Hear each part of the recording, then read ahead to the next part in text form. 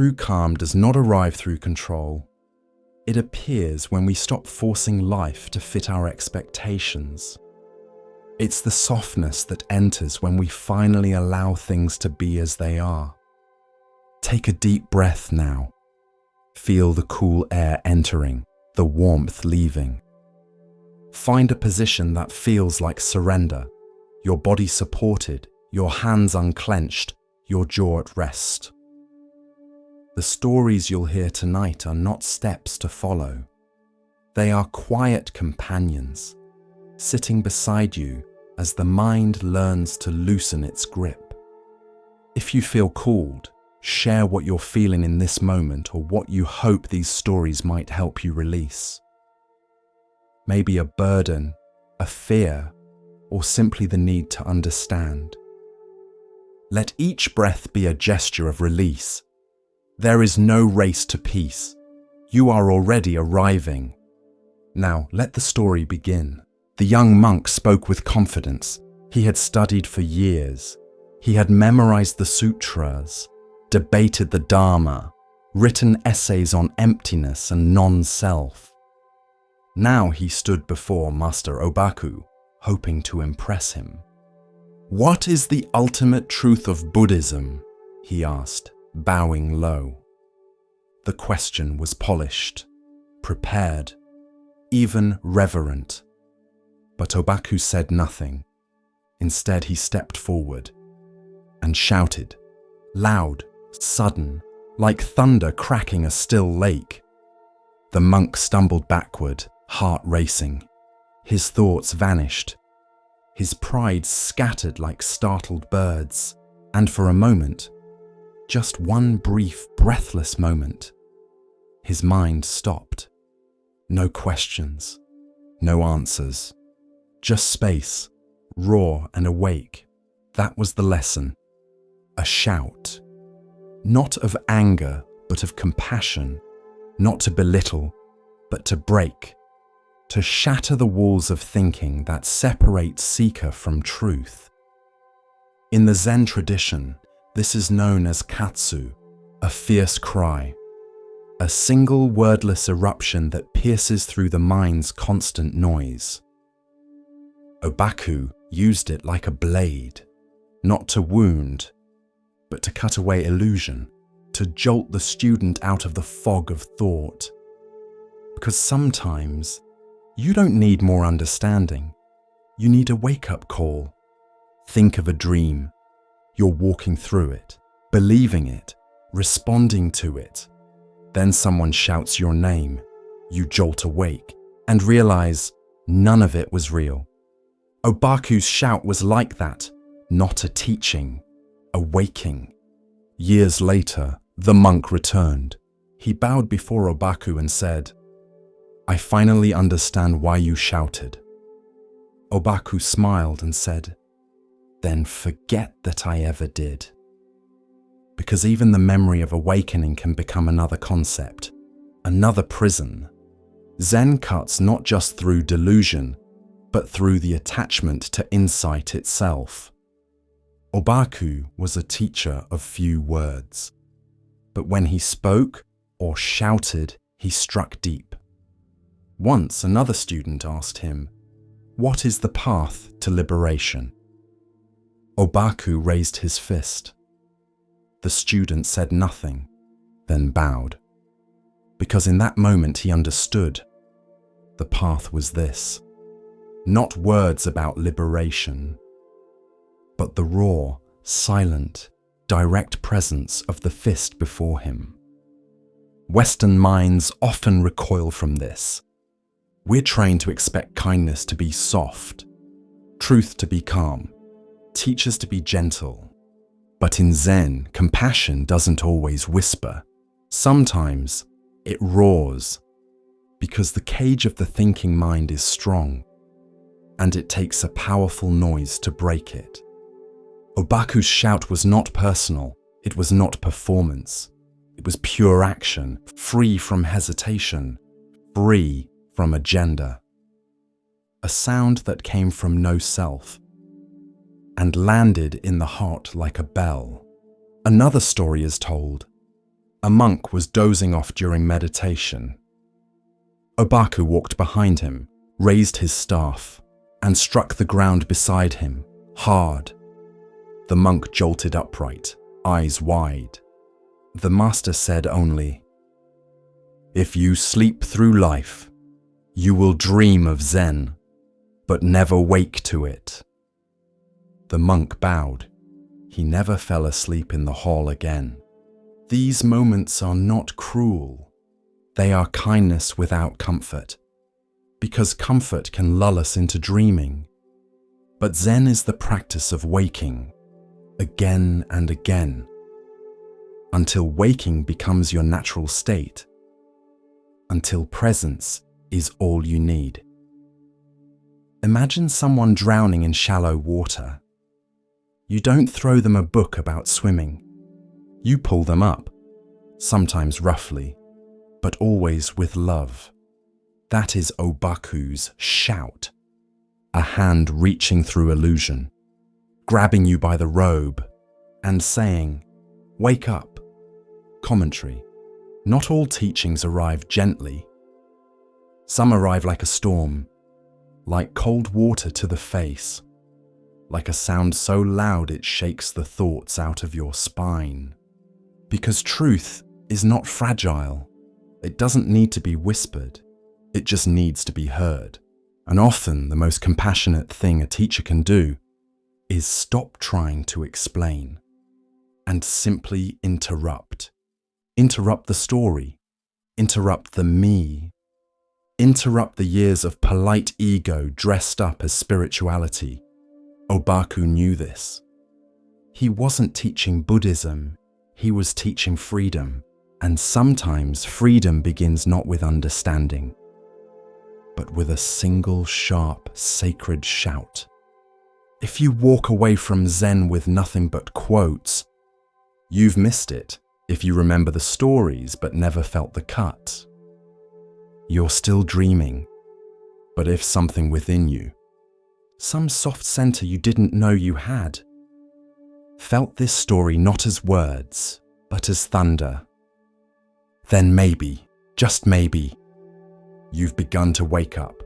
In the garden behind the old temple, there stood a stone Buddha. He had no golden crown, no ornate altar, no flowers at his feet, just stone dash, weathered by rain, wind, and decades of silence. Moss gathered at the base, vines crept along his arm, birds landed on his head without reverence. And still he sat, eyes closed, hands folded, unmoved. Generations of monks came and went. Some swept the garden path, others meditated nearby, but few paid the Buddha much mind. Time had dulled his features. No one prayed to him. Tourists ignored him for the bright lacquered statues inside the main hall. He was just there, part of the background. Then one day a child arrived. She was the daughter of a villager who came to deliver vegetables. While her father spoke to the cook, the girl wandered through the herb garden, past the bell tower, until she saw the statue. Something about it made her stop. Maybe it was the silence, maybe it was the stillness, or maybe it was the dust. She reached out and touched the cheek of the statue. It felt cold, rough, real. "Who is this?" she asked when her father returned. The cook chuckled. "Just an old Buddha. No one important." But the abbot, who had been nearby, turned and smiled. "No one important?" he said softly. "Then perhaps he is teaching more than we realize." The next day, the girl returned with a cloth. She wiped the statue's face gently. The dust didn't all come off. Some of it was too stubborn, too deep. Still, she came again the next day, and the next. She brought water, polished one ear, cleaned the fold of the robe. Not to make it shine, but to see what was underneath. Each day, the Buddha seemed to return a little more, not just to sight, but to presence. Soon, other villagers took notice. A few offered flowers. One man brought a small bowl of rice. The monks watched, a bit puzzled. "This statue has always been here," said one. "Why now?" The abbot simply nodded toward the girl. "Because someone remembered him." That evening, during the Dharma talk, the abbot told a story. "Long ago," he began, "there was a temple in Thailand that housed a clay Buddha. Plain, ordinary, but during renovations a crack formed, and when monks investigated, they found gold beneath the clay." He paused. For years no one knew. Dust had hidden what was always shining. The monks were quiet. They knew he wasn't just talking about statues. "We forget," the abbot continued, "that beneath the dust of routine, of failure, of labels and years, there is gold." The girl didn't understand the full teaching, but she understood enough that something once ignored could be sacred, that what others pass by might be worth sitting with. Months passed. The Buddha still wore dust. But now it was brushed gently, not erased, just respected. His cracks weren't patched, his moss not scraped away, because the lesson was not perfection. It was presence. Years later, the girl grew older, left for school, moved to the city. But every time she returned home, she visited the statue, bowed, closed her eyes, and sat. One spring, she returned to find a small plaque had been placed beside the Buddha. It read, "Covered in dust, still whole." And beneath it, a haiku, "Stone does not forget, even as moss takes its hold." The silence remains. In the end, the statue never moved, never spoke, never sparkled, but it changed those who looked long enough, not by demanding attention, but by waiting patiently for someone to remember that beneath the dust, nothing was ever missing. It began in the hush before dawn, when the breath of the world still rested and time itself seemed unsure whether to move forward. In the palace of Kapilavastu, marble pillars loomed like frozen trees, casting long shadows across the corridors. Every corner, every curtain, every tapestry whispered of wealth and beauty. But the prince, Siddhartha, had stopped hearing the music in it. He had seen what no prince was meant to see: old age, sickness, death, and a seeker who walked without fear. In the days that followed the 4 sights, Siddhartha moved through the palace like a man carrying a secret too heavy to name. He sat through the court banquets without appetite. He watched dancers move in silk, their feet light as feathers, but his thoughts moved heavier than stone. Yasodhara, his wife, had noticed his silence. She placed her hand gently over his, but it trembled. Rahula, their newborn son, reached for him with tiny fingers, but Siddhartha's eyes filled with both love and sorrow. He did not lack affection, he lacked answers. That night the moon hung low and golden in the sky, a silent witness to the choice being made within royal walls. The city of Kapilavastu lay sleeping, its gates shut, its guards at rest, its people dreaming of festivals and fortunes. But inside Siddhartha's chamber, there was no sleep. He stood over his son's cradle, his gaze long and quiet. Rahula stirred, then stilled again. Siddhartha touched the boy's cheek, memorizing the softness. A father's heart broke quietly inside him. A part of him longed to stay, to watch this child grow, to hold Yasudhara as the years passed. But another part of him, the deeper part, knew that to truly love them, he had to leave. Not for escape, not for abandonment, but to find an end to the suffering that would one day find them all. He crossed the chamber in silence, his footsteps bare. He passed the sleeping guards with a nod of gratitude.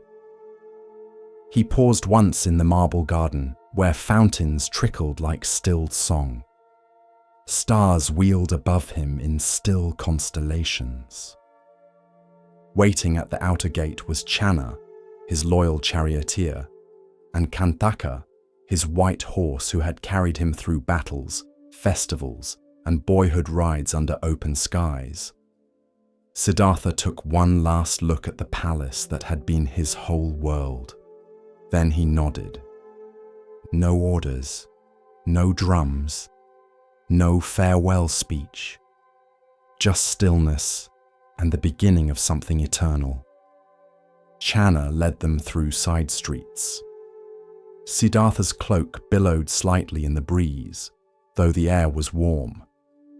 As they neared the city gates, it is said the gods themselves descended to still the sound of hooves and hinges. The gatekeeper slept on, unaware that the one who was born to inherit the throne was walking away from it forever. Miles passed beneath them, past farmlands and shrines, past temples and banyan trees, and as dawn neared, they reached the forest's edge. There, beneath a fig tree bathed in pale starlight, Siddhartha dismounted. He stepped away from the saddle and removed his crown. It was heavy, not in gold, but in memory. He untied his earrings and placed them gently in Channa's hands. Then, drawing his sword, he cut away his long, dark hair, symbol of his royalty, of his past. He let the strands fall into the wind. He removed his silken robes, folding them with reverence, and exchanged them for a simple cloth robe, earth-coloured and plain. Then he turned to Channa. "Take Kanthaka home," he said softly. "Tell my father I have not left in rebellion, but in search of that which is beyond birth and death." Channa's eyes filled with tears. "My lord, may I not follow you?" Siddhartha placed a hand on his friend's shoulder. "You will serve the Dharma more by returning than by following. Go. Tell them I am not lost. Tell them I am becoming." It is said that Kanthaka cried as he was led away. Some say the noble horse died of grief, his heart broken by parting. Others say his spirit was reborn among the stars. But Siddhartha did not look back. Barefoot, stripped of every title and comfort, he stepped into the forest. Birds stirred in the canopy. Mist hung low over the earth. The world ahead was wild and wide, but in that moment, he felt lighter than he ever had. No walls, no servants, no titles, just breathe, and the path. He walked deeper, alone, the forest accepting him without question. He drank from rivers, sat beneath trees, listened to wind move through leaves. He began to study with sages and ascetics, learning from their fire rituals and their breath practices, their renunciations and their silences. He fasted until his ribs showed like shadows. He sat still until ants walked over his knees. But in all this, he remained watchful. For he knew that extreme indulgence had not brought peace. And now he saw that extreme denial did not either. His journey would continue, but it had already begun. The great departure was not just a leaving, it was a shedding, not just of privilege, but of illusion. The prince became a wanderer. The heir became a seeker, and the world, though it did not know it yet, was about to change. Because one man had dared to step outside the gates and walk silently, humbly toward truth. As we continue our journey through the wisdom of Zen Buddhism, let us turn to a tale about recognition and the true nature of worth. This is the next story. There was once a man who lived in poverty. His shoes were worn, his coat threadbare, his belly often empty, and his hands always calloused. But he had a friend, kind and wealthy, who loved him deeply. One day this friend came to visit. They shared a meal, laughed like children, and drank until the poor man fell asleep in contentment. Before leaving, the friend saw how hard the man's life had become. So he quietly took a jewel, a priceless, radiant stone, and stitched it inside the lining of the man's robe. He said nothing. He simply left the gift where it could not be lost. Years passed. The poor man wandered, worked, begged, slept beneath bridges and woke in alleyways. He remained convinced he had nothing, never knowing that a treasure was sewn into his own clothing. He suffered, all while wealth brushed against his ribs, all while forgetting what he already carried. Then one day the two friends met again, and when the rich man saw the state of his companion, he cried out, "Why have you lived this way? Don't you remember? I gave you everything. The jewel has been with you this whole time." The poor man froze. His hands trembled as he turned the robe inside out. And there, nestled in the seam, untouched and waiting, was the jewel. This is a parable from the Lotus Sutra, and it is not about wealth, it is about Buddha nature. It is about the truth we already carry, but forget. The man is all of us, wandering, doubting, working endlessly to find meaning, purpose, belonging, thinking we must earn it, thinking we must seek it, never realizing we were born with the jewel. We never lacked it. We only forgot to look. Buddha nature is not something to gain. It is not granted to the worthy. It is already here, in the one who chants, in the one who steals, in the one who weeps in shame, in the one who laughs too loudly in the back of the zendo. The jewel shines equally. It does not discriminate. In Mahayana Buddhism, this parable is a teaching of Tathagata Garbha, the womb of Buddhahood. It means that all beings, no matter how lost, carry the seed of awakening, not as potential, but as reality. Already whole, already luminous, already stitched into the lining of our very being. The problem is not that we are broken. The problem is that we believe we are broken. And so we search, outside, in teachers, in techniques, in titles, in temporary comforts, all while the jewel sits quietly inside, waiting. There's a saying in Zen, don't seek the truth, only stop cherishing opinions. Because the more we chase, the farther we run from what is already still. In the story, the friend does not blame. He simply says, look. That is the role of the teacher, not to give you the jewel, but to remind you it's there, to show you the thread, to help you turn your robe inside out. Even your flaws are not flaws. They are fabric.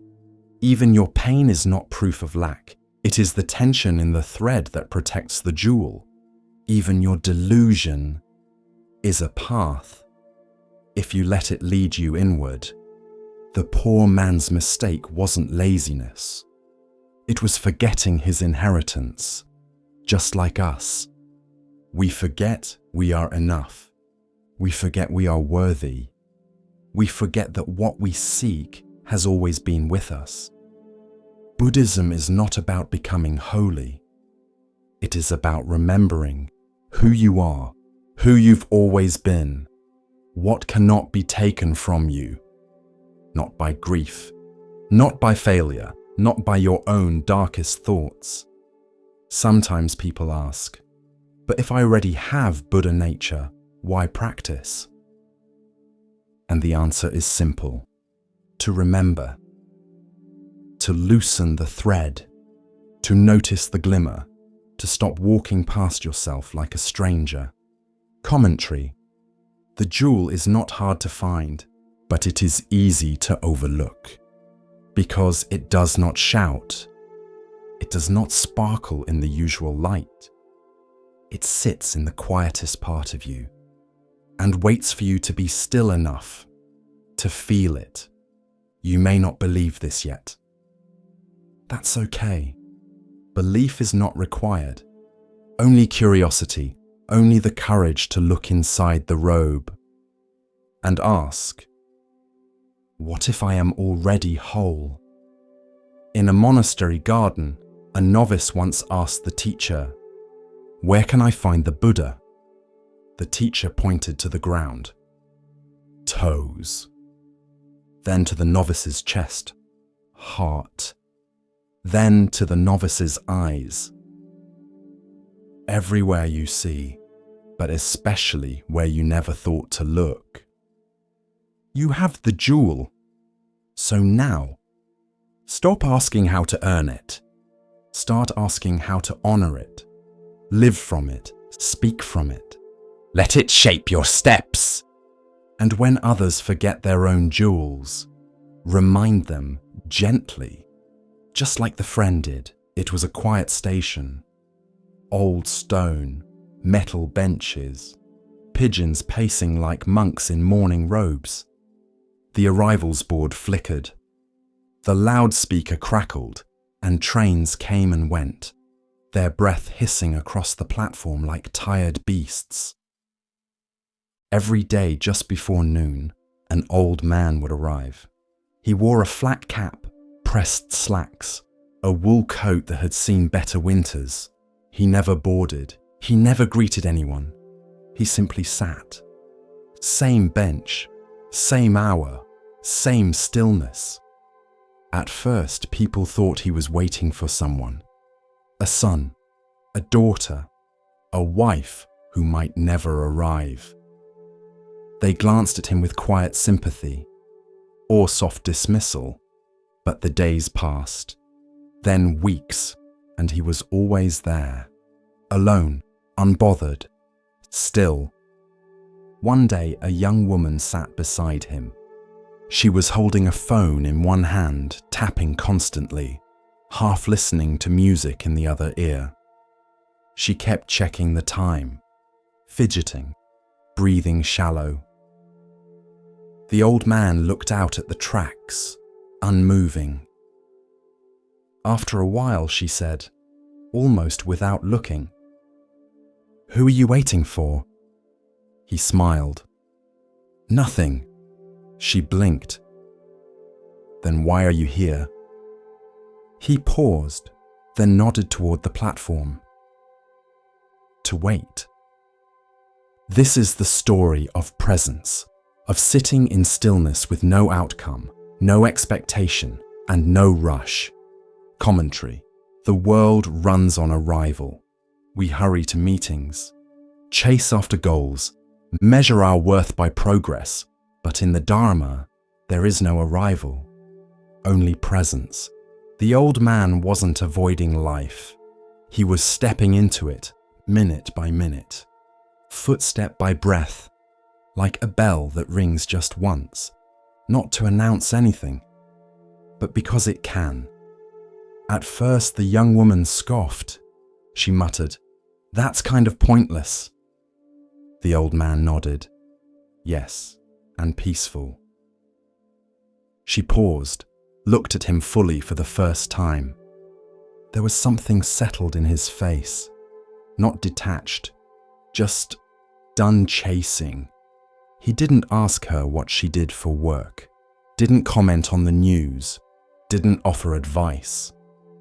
He just sat and breathed. The train came. She didn't get on. Instead, she silenced her music, turned off her phone, sat beside him. They shared the silence for half an hour. It was the first silence she'd had in weeks. The Buddha once said, "Better than 1,000 hollow words is one word that brings peace." The old man said none, and yet peace lingered around him like perfume. He came every day, even in the rain, umbrella in hand, thermos of tea, soft eyes and unhurried limbs. He didn't come to do anything. He came to stop doing. We often misunderstand waiting. We think it's the pause before real life. But sometimes, waiting is life, not for something, but with it. Eventually, the young woman started visiting more often. She brought tea, sat on the same bench, and didn't speak, until one day she asked, "What if the person you were waiting for never comes?" The old man looked at her with a calm smile. "Then I'll still be here." That's the power of presence. It doesn't depend on outcome. It doesn't beg for fulfillment. It simply is. In time, others noticed. A mother sat for 5 quiet minutes with her son. A commuter took off his headphones. A woman reading poetry closed her book and just watched the clouds drift. No one spoke, but something was shifting. Not loudly, not suddenly, like morning fog lifting, unnoticed. And then, one spring day, the old man stopped coming. His bench stayed empty, but the silence remained. So did the stillness, and the space he had created. By doing nothing, expecting nothing, needing nothing. Wasn't empty, it was full of something rare. Peace. The young woman still visits the bench, not daily, not ritually, just when the world starts rushing too fast. She sits, breathes, smiles at passing trains, and once when a man sat beside her and asked, "Who are you waiting for?" she answered, "No one." Then added, "I'm just here." There was once a young monk who feared change. He feared the end of things, the falling of leaves, the fading of youth, the loss of voices he loved. Every impermanence felt like a theft. And though he studied the teachings, sat each morning in silence, recited the truths of Anicca, still, his heart gripped what it knew. One day, he sat with his teacher beneath the open sky. The wind was gentle. The air smelled of dry grass and pine. Above them, clouds drifted, vast and slow, casting soft shadows across the stone. The teacher pointed upward and said, "Look, what do you see?" The monk replied, "A cloud." The teacher nodded. "Now keep watching." They sat for a long while. Minutes passed. Then hours. The cloud changed shape. Then shape again. Then thinned and vanished. The monk frowned. "It's gone." The teacher smiled. "Number only its shape is gone. Its water is still in the sky, or falling as rain, or becoming mist. It hasn't ended, only transformed." The monk was silent, and something inside him softened. This is the story of impermanence. and the truth that beyond all change, there is a space that never breaks. Commentary. We fear change because we identify with form. We think, I am this body. I am this name. I am this role, this relationship, this belief. And when those dissolve, we feel ourselves dissolve. But the Buddha taught, all compounded things are impermanent. All form changes, but emptiness remains. Emptiness is not void. It is spaciousness, the sky that holds all clouds without being touched by them. The nature of mind is like that. Thoughts arise like weather, bright, stormy, dense, scattered, but the awareness that sees them, it remains untouched, unshaken, vast. When you cry, the sky is not wet. When you laugh, the sky does not echo. And when the self seems to break apart, the sky simply watches. The young monk began to observe things differently. When a flower wilted, he did not mourn its death. He saw its petals return to soil, its stem feed the ants, its color fade into memory. He saw its life ripple onward. He came to understand that nothing truly ends. The cloud becomes rain, the rain becomes river, the river becomes mist, the mist becomes cloud again. So too with us. What we call a self is a cloud, shifting, dancing, dissolving, but never disappearing. And behind it all, the sky waits, not as a place, but as a metaphor for mind, open, unchanging, whole. This is why the Buddha smiled when asked, "What happens after death?" He did not rush to answer, because the question clings to form, and the truth cannot be grasped like a stone. It can only be realized.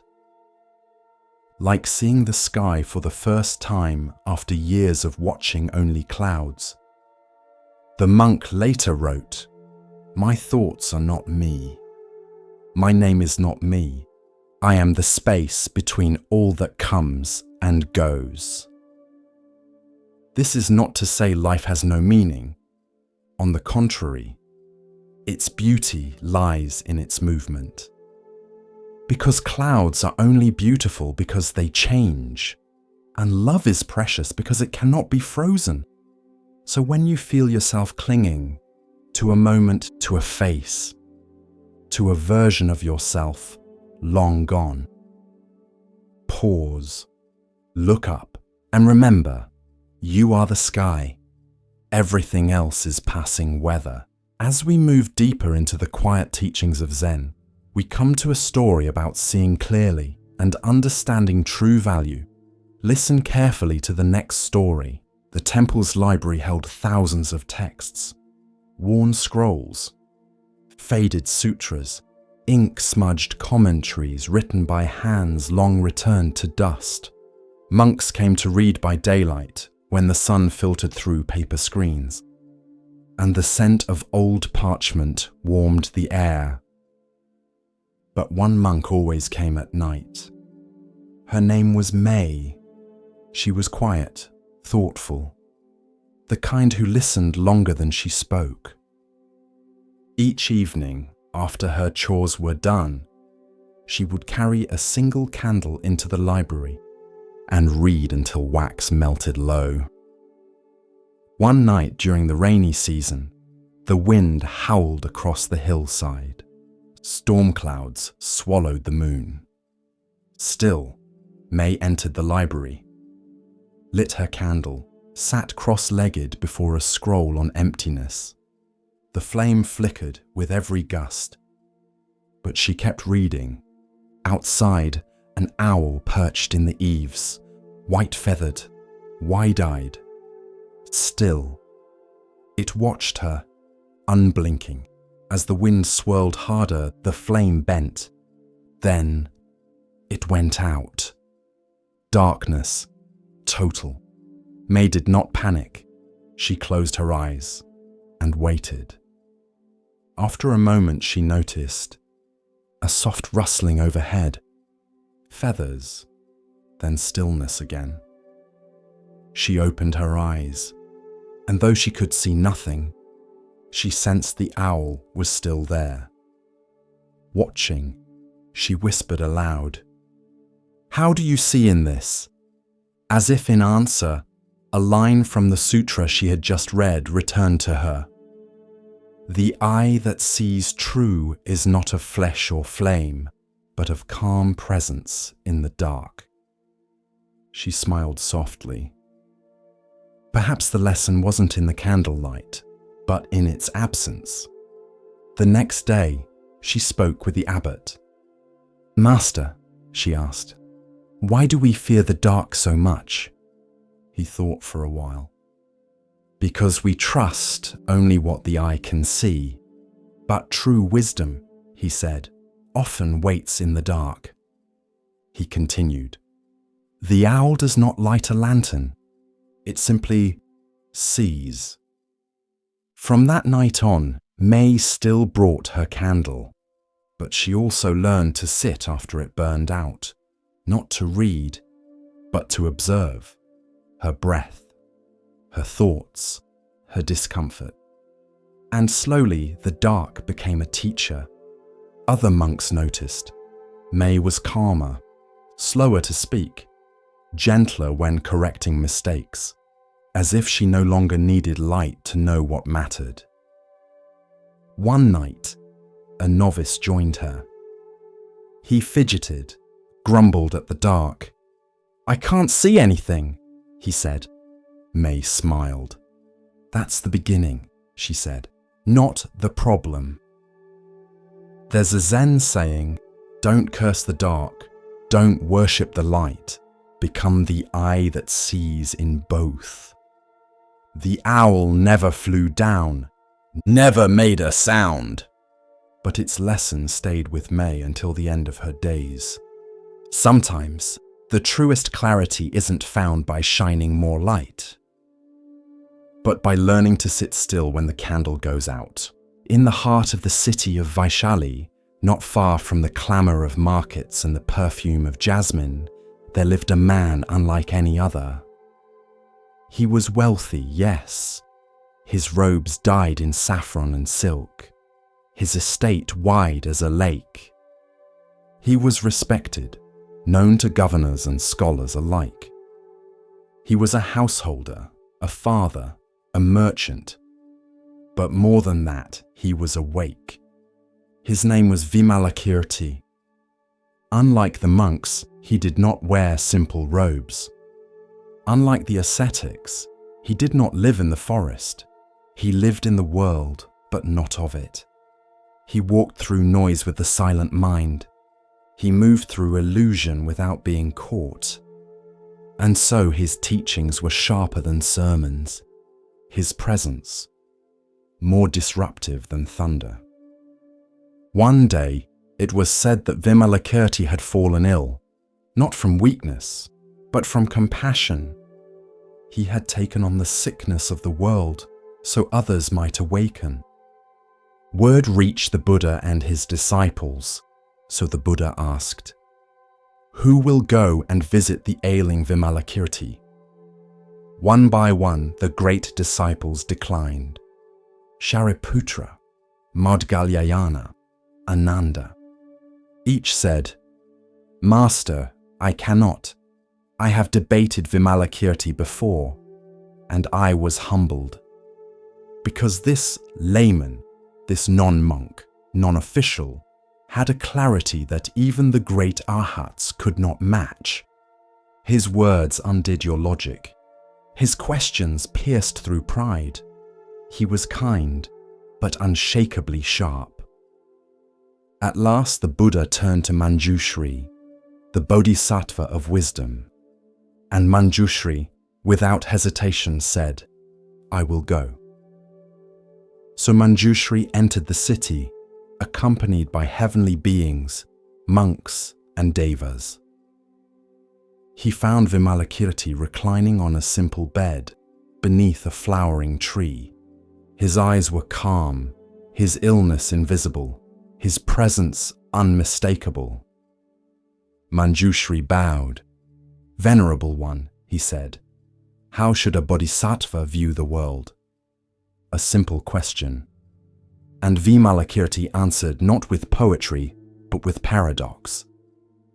A bodhisattva views the world as a magician views an illusion, as a dream, as a mirage, as a bubble on water. Manjushri asked again, "What is the root of this illness?" Vimalakirti replied, "The root of my sickness is the sickness of all beings. When they are healed, I will be healed too." And then he began to teach, not with lectures, but with reversals. He said a bodhisattva must live in the world without being trapped by it, must speak without attachment to words, must enter duality in order to transcend it. His home became a Dharma hall, his bed a throne of emptiness. Then came the final deepest question. Manjushri asked, "What is the ultimate teaching of non-duality?" One by one, the assembled bodhisattvas gave answers, each profound, each poetic. They spoke of emptiness, of no birth and no death, of neither here nor there, of neither self nor other. Each spoke in turn, until all had spoken. Then they turned to Vimalakirti and asked, "What is your answer?" Vimalakirti looked at them, smiled and said, "Nothing." He remained completely silent. No gesture, no word, just presence. And in that moment, the hall fell still.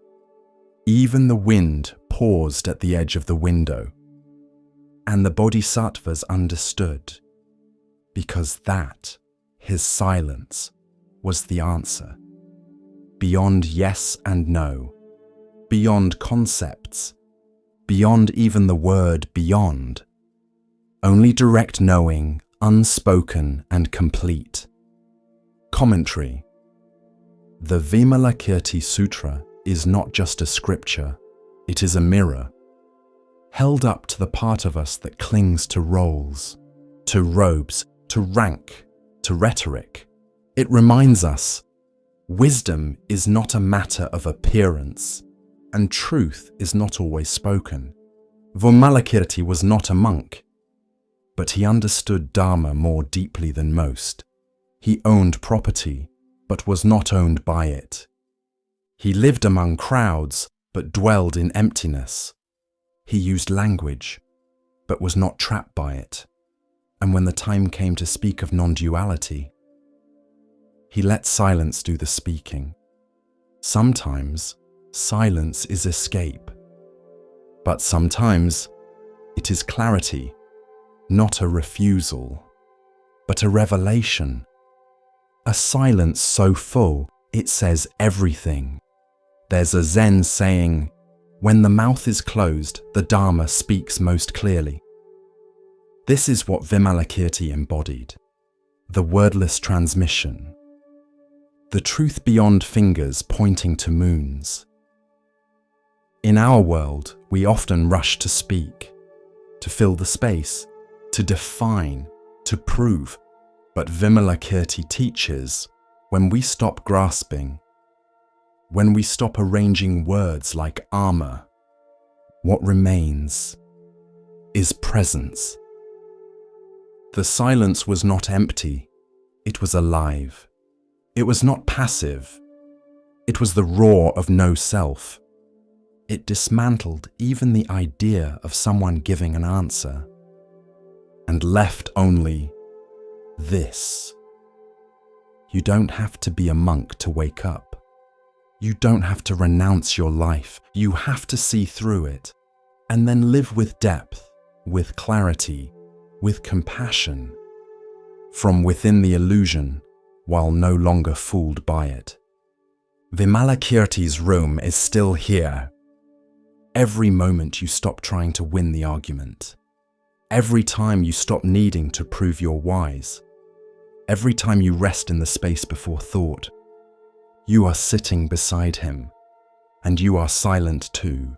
The sun shimmered over the canopy of an ancient forest, casting dappled light onto the wide, glistening river that snaked through its heart. The air was rich with the scent of ripe fruit and warm leaves. Birds called lazily from the branches, and deep in this green sanctuary, there lived a great band of monkeys, free, agile, unafraid. They were led by a king, not crowned with gold nor seated on a throne, but known by every heart in the jungle as a being of rare strength, deep wisdom, and boundless love. He was the Buddha in a past life, and his name was whispered with reverence among the trees, Mahakapi, the great monkey king. The troop followed him not out of fear, but from trust. He chose the ripest fruit for the weakest among them. He led them across rivers in flood. He taught the young how to leap, and the old how to rest. And when predators stalked the forest floor, he stood between his people and the teeth of death. But even such noble creatures cannot stay hidden from the eyes of kings. Far downstream, where the river widened and palace walls gleamed under the sun, there lived a human king. He was wealthy, powerful, and restless. One morning, while drinking sweet water from a golden cup, he bit into a mango unlike any he had tasted. Its flesh was fragrant, smooth, almost glowing. He turned to his servants, astonished. "Where did this come from?" he demanded. A trembling servant bowed low. "From the northern forest, Your Majesty. It was carried by the river." The king stood. "Then that forest shall be mine." And so he rode, hundreds of soldiers at his back, their armor clinking like distant thunder. Across plains, over hills, and into the great northern woods they marched, until they reached the grove where the mango tree stood. Its branches curved wide, heavy with golden fruit. And high in its arms, the monkeys feasted. The king looked up, and his joy turned to fury. "They steal what is mine," he said. "Surround the tree. Not one escapes." His archers raised their bows.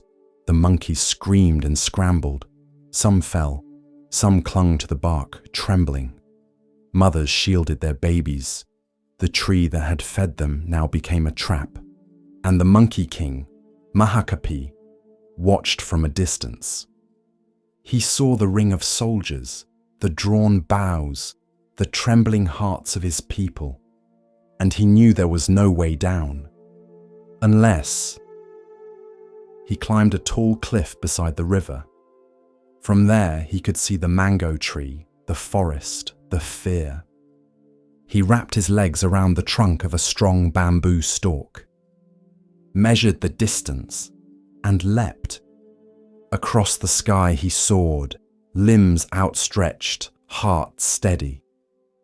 He reached the tree, but not the ground.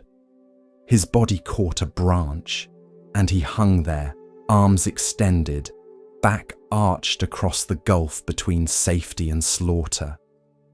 A living bridge. He turned his head and called out, "Go! Cross me, now!" One by one, the monkeys scrambled onto his back. They clutched his fur, their tiny hands trembling. Some hesitated. Some wept. But they crossed, from danger to safety, over the back of the king who held and held and held, until the last one was gone. In the grove below, the human king had seen everything. He watched the great monkey fly, watched him cling, watched him bear the weight of an entire nation, and now he watched him fall. The monkey king's body gave out, muscles torn, spine twisted. He collapsed at the base of the tree, breath shallow, limbs crumpled like leaves after a storm. The human king approached, silent. This was not the enemy he imagined. This was not a beast. This was something else. He knelt. The monkey king opened his eyes. "You could have run," the human king whispered. "You could have saved yourself." The monkey breathed barely. But what would a king be without his people? Tears welled in the king's eyes. He had marched to conquer, to taste fruit, to claim land. But he had found something far richer: honor, selflessness, sacrifice. He turned to his soldiers. "Tend to him," he ordered. "Treat him with care." But it was too late. The monkey king's breath slowed and then stopped. The human king built a shrine there, beneath the mango tree, not for conquest, not for glory, but for a being who had shown him what true kingship meant. And from that day on, he ruled differently, not with fear, but with wisdom, not with pride, but with service. He remembered the curve of that body stretched across space, the silence in which it held, the lesson it gave. Centuries later, the story would be carved into stone, painted onto temple walls, and passed from one mouth to another like a sacred fruit. Children would ask, "Is it true? Did a monkey really give his life?" And the elders would smile. "Yes," they'd say, "and in doing so, he taught the world how to live." Because sacrifice is not weakness, it is strength in its purest form.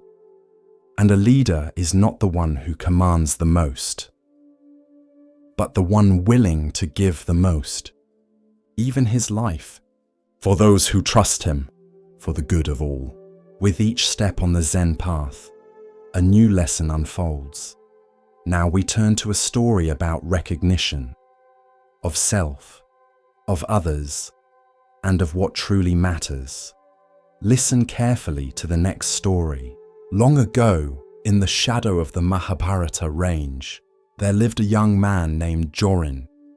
He was clever, quick-witted, strong of voice and proud of heart. But Jorin carried something deeper, an anger that lived just beneath his skin, not always cruel, but sharp, like a wind that turned cold without warning. One day, after an argument with his father, Jorin stormed out of their stone cottage and began climbing the mountain trail above their village. "I don't need anyone," he shouted at the trees. But the forest only rustled in reply. He climbed higher until the air turned thin and the path narrowed to rock and dust. At the highest ridge, he stopped and yelled into the vastness below. "I hate you!" The words bounced off stone, and to his surprise, the mountain answered, "I hate you! I hate you!" The echo rang out across the cliffs, his own voice thrown back at him. Jorin blinked. He had never heard the mountain speak before. Curious, he cupped his hands again. "You're a fool!" The echo answered, "You're a fool, a fool." Now he laughed nervously. Then, hesitantly, he tried, "I love you." And again the valley responded, "I love you. Love you." His voice returned, but changed by the silence it passed through. Jorin stood there for a long time, the cold wind tugging at his sleeves, the vastness of the world pressing in. And then he turned back down the path, but quieter than before. This is the story of karma, of how what we send out returns. Commentary. In Sanskrit, karma means action, but not just physical action. Also thought, speech, intention. Each one plants a seed. And those seeds, over time, bear fruit, not as punishment, not as reward, but as response. Like an echo. The mountain did not decide to insult Jorin. It simply returned what was given. This is the truth of karma. The world is not judging you. It is reflecting you. The Buddha once said, "With our thoughts, we make the world." Speak or act with a pure mind, and happiness follows you, like a shadow that never leaves. Most people think karma is about fate, but it's not. Karma is not what happens to you. It's how you move, and what that movement shapes in return. Jorin didn't change overnight, but that moment on the mountain stayed with him. He began to notice the way his words shaped the people around him, how a harsh joke left someone smaller, how a small kindness lifted a room. He didn't always get it right, but now he listened for the echo. One day, years later, Jorin stood at the base of the same mountain. His son, angry about a broken toy, was shouting at the sky. Jorin placed a hand on his shoulder and said, "Careful, little one. The mountain hears." The boy looked up, puzzled, and Jorin smiled. "Speak gently, even when no one answers right away." Because life is an echo. Sometimes it comes back loud, sometimes soft, sometimes years later, sometimes not until your children feel it, but it always returns. So what will you shout into the valley? What kind of world will your words shape? Be mindful of your echoes, because one day you'll hear them again. There was once a tree that stood just beyond the monastery walls, a tall maple. Its leaves flamed gold each autumn, spilling light into the courtyard like scattered coins. Monks often paused beneath it, bowing to its stillness, especially when the season turned. One afternoon in early autumn, a young novice sat beneath the tree, troubled. His master had given him a koan to meditate on. What do you cling to that no longer lives? He had meditated, chanted, even fasted, but the answer would not come. That day, the wind had begun its long conversation with the branches. A single leaf, amber at the edges, twirled down, landed softly in the novice's lap. He stared at it. Fragile, veined, no longer green, still beautiful, but no longer living. The tree gave no sign of loss. No grief, no clinging, only release. Another leaf drifted down, then another. The novice looked up. The tree was letting go of what had once been its crowning glory. Not with sorrow, but with grace. Later, he spoke with his master. "Why does the tree drop what once gave it life?" The master replied, "Because it trusts the cycle. It knows spring will come again. It makes room by releasing." The novice thought of the things he had held too tightly, a grudge from a harsh word, a dream that had withered, an idea of who he should become. He returned to the tree the next day, sat beneath it again, This time, when a leaf fell into his hand, he whispered, "Thank you," and let it go.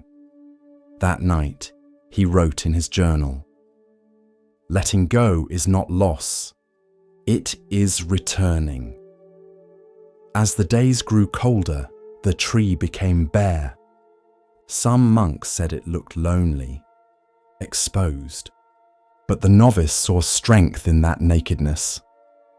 A kind of quiet surrender.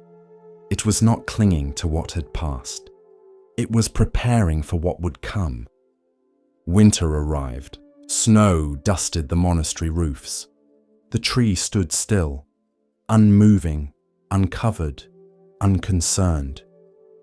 Months passed, and then, one morning in spring, the novice awoke to find tiny buds on the tree's limbs, software green, new. He smiled and understood at last. What we release returns, but only when we've stopped grasping. There is a phrase in Buddhist teaching, "You can't receive with a closed hand."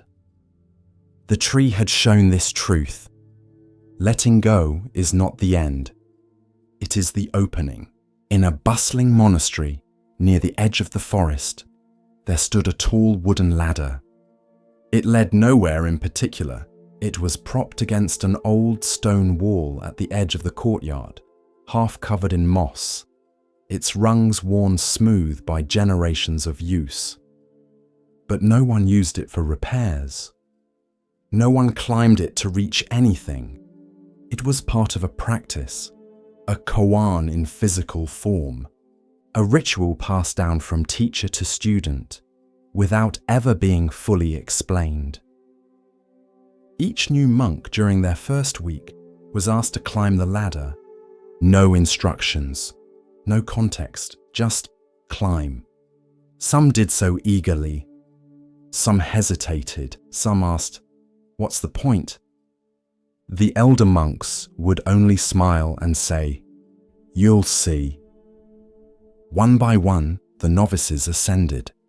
Halfway up, some laughed. Some grew nervous. Some clung tightly and looked down, unsure why they were up there at all. And eventually they came down, some with a shrug, some with a question, some with a strange quiet in their chest. One student, clever and ambitious, asked to climb the ladder a second time. Then a third. He began to climb it every morning, faster each time. He polished the rungs, measured his speed, counted steps. Soon, he believed himself the best climber in the monastery. "Look how steady I am," he told a fellow monk. "Look how others struggle, but I've mastered it." The old teacher heard him, but said nothing. Not yet. Then one foggy morning, the student climbed the ladder again. This time he brought a small bell and rang it proudly at the top, announcing his arrival to the courtyard below. The monks turned, some with amusement, some with discomfort. The old teacher approached and said quietly, "You've climbed very high, but have you noticed? There is nothing up there." The student frowned. "I climbed to improve myself," he said, "to rise above, to be better." The teacher looked at him kindly. "Then you are climbing a ladder of ego, and that ladder goes nowhere." The student froze. He looked down at the mossy stones below, at the monks who stood waiting, not judging. And in that moment, something in him cracked open. The teacher continued, "Each rung you climb thinking it makes you superior is another step away from what you truly are. Real growth does not make you taller than others. It makes you more able to kneel beside them." He descended slowly. For the first time, with no pride in his chest. Just breathe, just stillness, just a strange, welcome sense of returning to earth. This is the parable of the ladder of ego. In life, we often climb. Status, wealth, validation, mastery, spiritual progress, intellect, fame. Each rung promises something. Now I'll be enough. Now they'll respect me. Now I can rest. But at the top, we often find nothing. No summit. No answer. Just more sky. The Buddha warned of this subtle trap. The ego does not always show itself through arrogance. Sometimes it appears as spiritual pride, as goodness that separates, as quiet superiority disguised as humility. True awakening is not a climb, it is a return, a coming back to the place where there is nothing to prove, no one to impress, no summit to reach, only presence, only now. There's an old Zen story. A young man asked a master, "How long until I am enlightened?" The master replied, 10 years. "And if I try very hard?" The student asked. 20, said the master.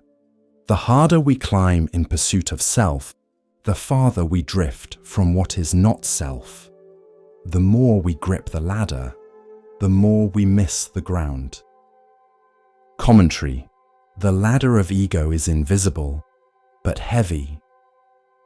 It lives in comparison, in judgment, in the quiet belief, I'm a little better than them. Even in spiritual practice, it whispers, look how mindful I am. Look how patient I've become. Look how others still struggle. But real growth is silent. It doesn't need a bell at the top. It rings quietly in the heart and says, let go. You may climb, yes, but ask, why? If the climb brings you closer to compassion, keep going. If it takes you farther from others, come down. Sometimes the real practice is to descend, to sit beside, to listen, to walk with, not above. In the monastery courtyard, the ladder still stands, weathered, unused, but not forgotten. Now, it serves as a reminder, not of reaching, but of returning. As our exploration of Zen Buddhism deepens, let us listen to a story that reveals how true worth is often overlooked. Here starts the next story. There was once a wealthy man who lived in a great house. The house was vast, with many rooms, winding corridors, tall beams and ancient wood. But it was old and dry, and one day it caught fire. Smoke slipped beneath the doors, flames curled along the rafters, the walls creaked with heat, and the embers began to rise. Inside the house were his children, dozens of them, laughing, playing, unaware. He called out to them from the courtyard, "Come out, the house is burning." But the children only blinked. The house was all they had known. It was familiar, full of games and colours and corners to hide. They did not see the danger. They did not feel the urgency. They went on playing. The man's heart pounded. The flames licked closer. If he shouted again, they might ignore him. If he ran in to fetch them, the structure might collapse. So instead, he tried something else. He called out again, not with panic, but with a new offer. "Children, come outside. There are carts waiting for you. Goat carts, deer carts, ox carts, pulled by beautiful animals adorned with bells and gold. Come now, and they are yours." The children stopped, looked up, and ran out of the burning house in delight. safe, laughing, alive. But when they reached the courtyard, there were no goat carts or deer carts. Only one great cart, drawn by a white ox, sturdy, wide, strong, more magnificent than they could have imagined. And the father, calm now, relieved, invited each child onto the cart. It would carry them far from danger. It would hold them safely. This is the parable of the burning house, one of the most famous teachings in the Lotus Sutra. It is not about deception. It is about skillful means, what Mahayana Buddhism calls upaya. It is about the wisdom to speak not with rigid truth, but with compassion shaped to the listener's heart. The father in the story is the Buddha. The burning house is samsara, the world of illusion, suffering, impermanence. The children are us, unaware, absorbed in our games, our distractions, our beliefs that everything is fine. And the carts? They are the paths, the ways we are called out of delusion. Sometimes we need promises. Sometimes we need symbols. Sometimes we come to practice seeking peace or healing or clarity. These may not be ultimate truth, but they are ways out of the fire. And the Buddha, seeing this, offers whatever will work, not to lie, but to save. Truth is not always about telling the whole thing at once. Sometimes it's about offering a step forward, a thread through the smoke, a voice that reaches someone where they are, not where they should be. There is a famous Mahayana saying, "The Dharma is like a raft used to cross the river, but once across, you don't carry the raft on your back." In the same way, the Buddha does not cling to doctrines. He uses teachings as tools and discards them when they no longer serve. In the story, the children are not punished for believing in goat carts, because the Buddha is not interested in being right. He is interested in awakening, and if it takes a golden bell or a beautiful cart to bring someone to safety, then so be it, because wisdom without compassion is incomplete. Sometimes we do the same. We come to practice for small reasons. We want to breathe better, to sleep more easily, to escape stress, but slowly, something shifts. The real ox cart arrives. The deeper teachings come. We begin to see the house for what it is.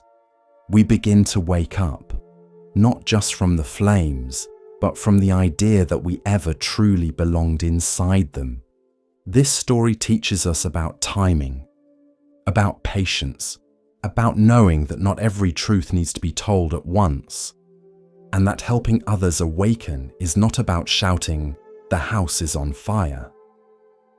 It's about seeing what they hear, what they fear, what they love, and then speaking to that.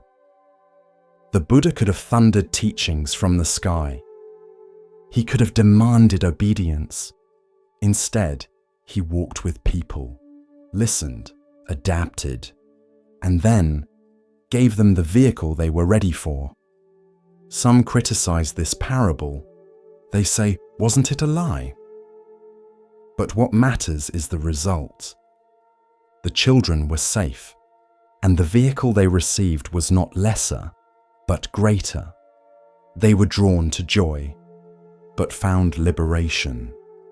Sometimes a mother tells a child there are stars hiding behind the clouds, not to mislead, but to soothe. And the stars are there. Sometimes a doctor gives medicine sweetened with honey, because healing must be palatable, not just potent.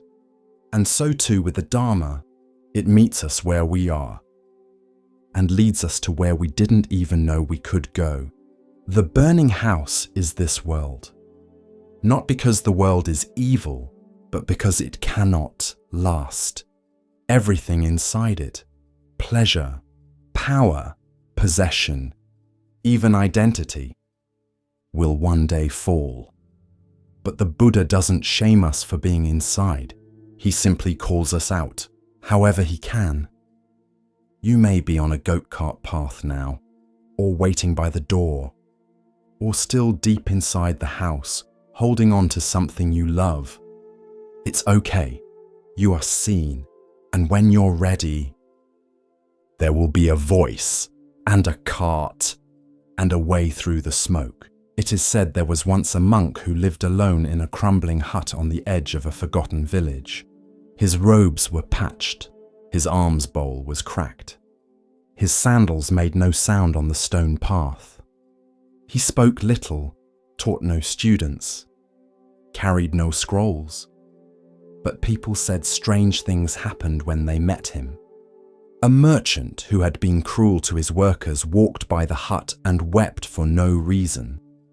A mother carrying grief for her lost child said the monk looked at her once, and the grief melted into the wind. When asked what he taught, the villagers would shrug and say, "He says only this: there is light, even in darkness." The hidden light. It is one of the most mysterious and profound teachings in Mahayana Buddhism, because it does not promise that suffering will end quickly. It does not say life will be easy. It says only, there is something in you, deeper than pain, stronger than shame, more real than your confusion. It is called Buddha nature, and it exists in all beings. Not just the gentle ones, not just the wise ones, but also in the angry man gripping the bar, in the prisoner lying in silence, in the girl who cuts herself and hides the blade, in the addict, in the abuser, in the one we condemn. The light does not go out. It can be buried, forgotten, covered in ash, but never extinguished. There's a story in the Mahayana scriptures. A group of disciples sat with the Buddha and asked, "Master, does everyone have Buddha nature?" And the Buddha said, "Even this dog has it." The disciples frowned. The dog scratched, barked, chased shadows. But the Buddha saw beyond behavior. He saw the seed, the stillness beneath the noise, the jewel in the dirt. Imagine a gold statue wrapped in rags, sealed in clay, buried for centuries. No one knows it's there, but if you chip away the layers, the gold shines. That is the self, not something to create, something to uncover. We live in a world that measures worth by action. We say, prove you're good, show you're worthy, earn your place. But the Dharma says, you are already whole. Now act in a way that honors that. There's another story. A monk once asked a teacher, if everyone has Buddha nature, why do they act with greed and hatred? The teacher pointed to a clear pool. He picked up a stick and stirred the mud at the bottom. The water turned cloudy. Is the clarity gone? The teacher asked. No, said the monk. It's just hidden. Exactly, the teacher replied. Wait long enough and it will return. The path, then, is not about becoming something new. It is about becoming familiar with what has always been true. About seeing through the layers, not pushing them away, but noticing. This fear is a layer. This craving is a layer. This story I tell myself that I am broken, unworthy, lost, is a layer. And underneath, stillness, light. You. Some people fear this teaching. They say, if everyone has Buddha nature, what about evil? But Mahayana Buddhism does not excuse harm. It reveals the tragedy behind it. It says, this one too was once innocent. This one too has a light they forgot. This one too is capable of awakening. Not as an excuse, but as a possibility. When you see others through this lens, something shifts. The one who hurt you still hurt you. But now, they are more than that. You don't forgive because they deserve it. You forgive because you see clearly, because you do not want your own light dimmed by hatred, because you too want to be free. Commentary. To believe in Buddha nature is not to be naive. It is to have the deepest possible faith in what cannot be destroyed. Even by trauma, even by war, even by your own worst mistake. It is the faith that says, there is gold under the clay, even if I've forgotten it, even if no one else sees it, even if I don't yet know how to reach it. The monk in the crumbling hut. He had nothing, but he saw the light in everyone. And so people came, not to learn doctrine, but to be seen, to be reminded, to be held in the quiet truth that nothing in them was beyond repair. Maybe that's your task today, not to fix yourself, but to pause, to breathe, to ask, what if there's still light here? And then, to live from that place. Even if no one else understands. Even if the robe still feels heavy. Because the moment you remember, you become the reminder. Long ago, in a kingdom ringed by mountains and temples, a mighty king ruled from a palace of stone and gold. He was feared by his enemies, praised by poets, and followed by thousands. His armies stretched across the land. His wealth filled entire chambers, and his commands echoed through cities like thunder. But still, he was restless. Victory brought no peace. Praise faded quickly. Even sleep, wrapped in silk and guarded by soldiers, felt hollow. And so one morning, while gazing out across his kingdom from a marble balcony, the king spoke aloud. Who in this world is greater than I? A servant, sweeping quietly nearby, paused. There is one, he said softly, eyes downcast. The king turned sharply. Who? A sage, said the servant. He lives alone in the forest, wears no crown, owns no gold. But they say he holds more peace in his silence than all your generals in battle. The king laughed. A beggar in the woods, greater than me. But something in the servant's voice lingered. And later that night, when the court had gone quiet, the king summoned his best horse and rode out alone, disguised in simple robes, his face shadowed by the hood of a traveller. He rode for 2 days, through thick jungle, across rivers, past farmers and monks and children who did not bow. Finally, at the edge of a still grove, he saw a small hut beneath a Bodhi tree, and outside it, seated cross-legged on a flat stone, was the sage. No guards, no roof over his head, no possessions, just stillness, and eyes that did not flicker when the king approached. You are the one they speak of? The king asked. The sage nodded once. I am one, of many. The king studied him. You have no palace, no army, no throne, and yet people speak your name in reverence. Why? The sage said nothing. The silence stretched, long enough for the king to feel his own voice echo. Finally, the sage opened his palm and motioned for the king to sit. The king hesitated, then obeyed. They sat together under the tree, as the wind moved gently through the leaves. No words, no commands, just presence. After a long while, the king said, "You are not afraid of me." "I see no king," said the sage, "only a man with questions." The king frowned. "I have conquered lands, broken enemies, shaped history.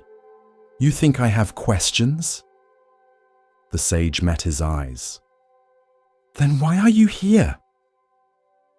The king opened his mouth, closed it, and looked away. Because beneath the silk, beneath the crowns, beneath the noise, he had come not to test the sage, but to understand something he could not command. Finally, he asked, "Why do people follow you?" "I do not ask them to." "Then why do they listen?" The sage picked up a small stone from the earth, rolled it in his fingers. "They listen," he said, "because I have no need for them to." The king blinked. "I lead armies, command cities, hold power over life and death, but still I'm not content." The sage nodded. "Because you mistake fear for respect, obedience for love, wealth for worth." The king stiffened. "Are you saying I am not powerful?" "I am saying," the sage said gently, "that true power does not cling, it does not shout, it does not fear being forgotten." They sat again in silence. The wind stirred the sage's robe. The king looked down at his hands. "I have everything," he said, "but still I feel empty." The sage smiled. "Then you are ready." "Ready for what?" "To lead without needing to be above." That evening, the king returned to his palace. No fanfare, no declaration, but something had changed.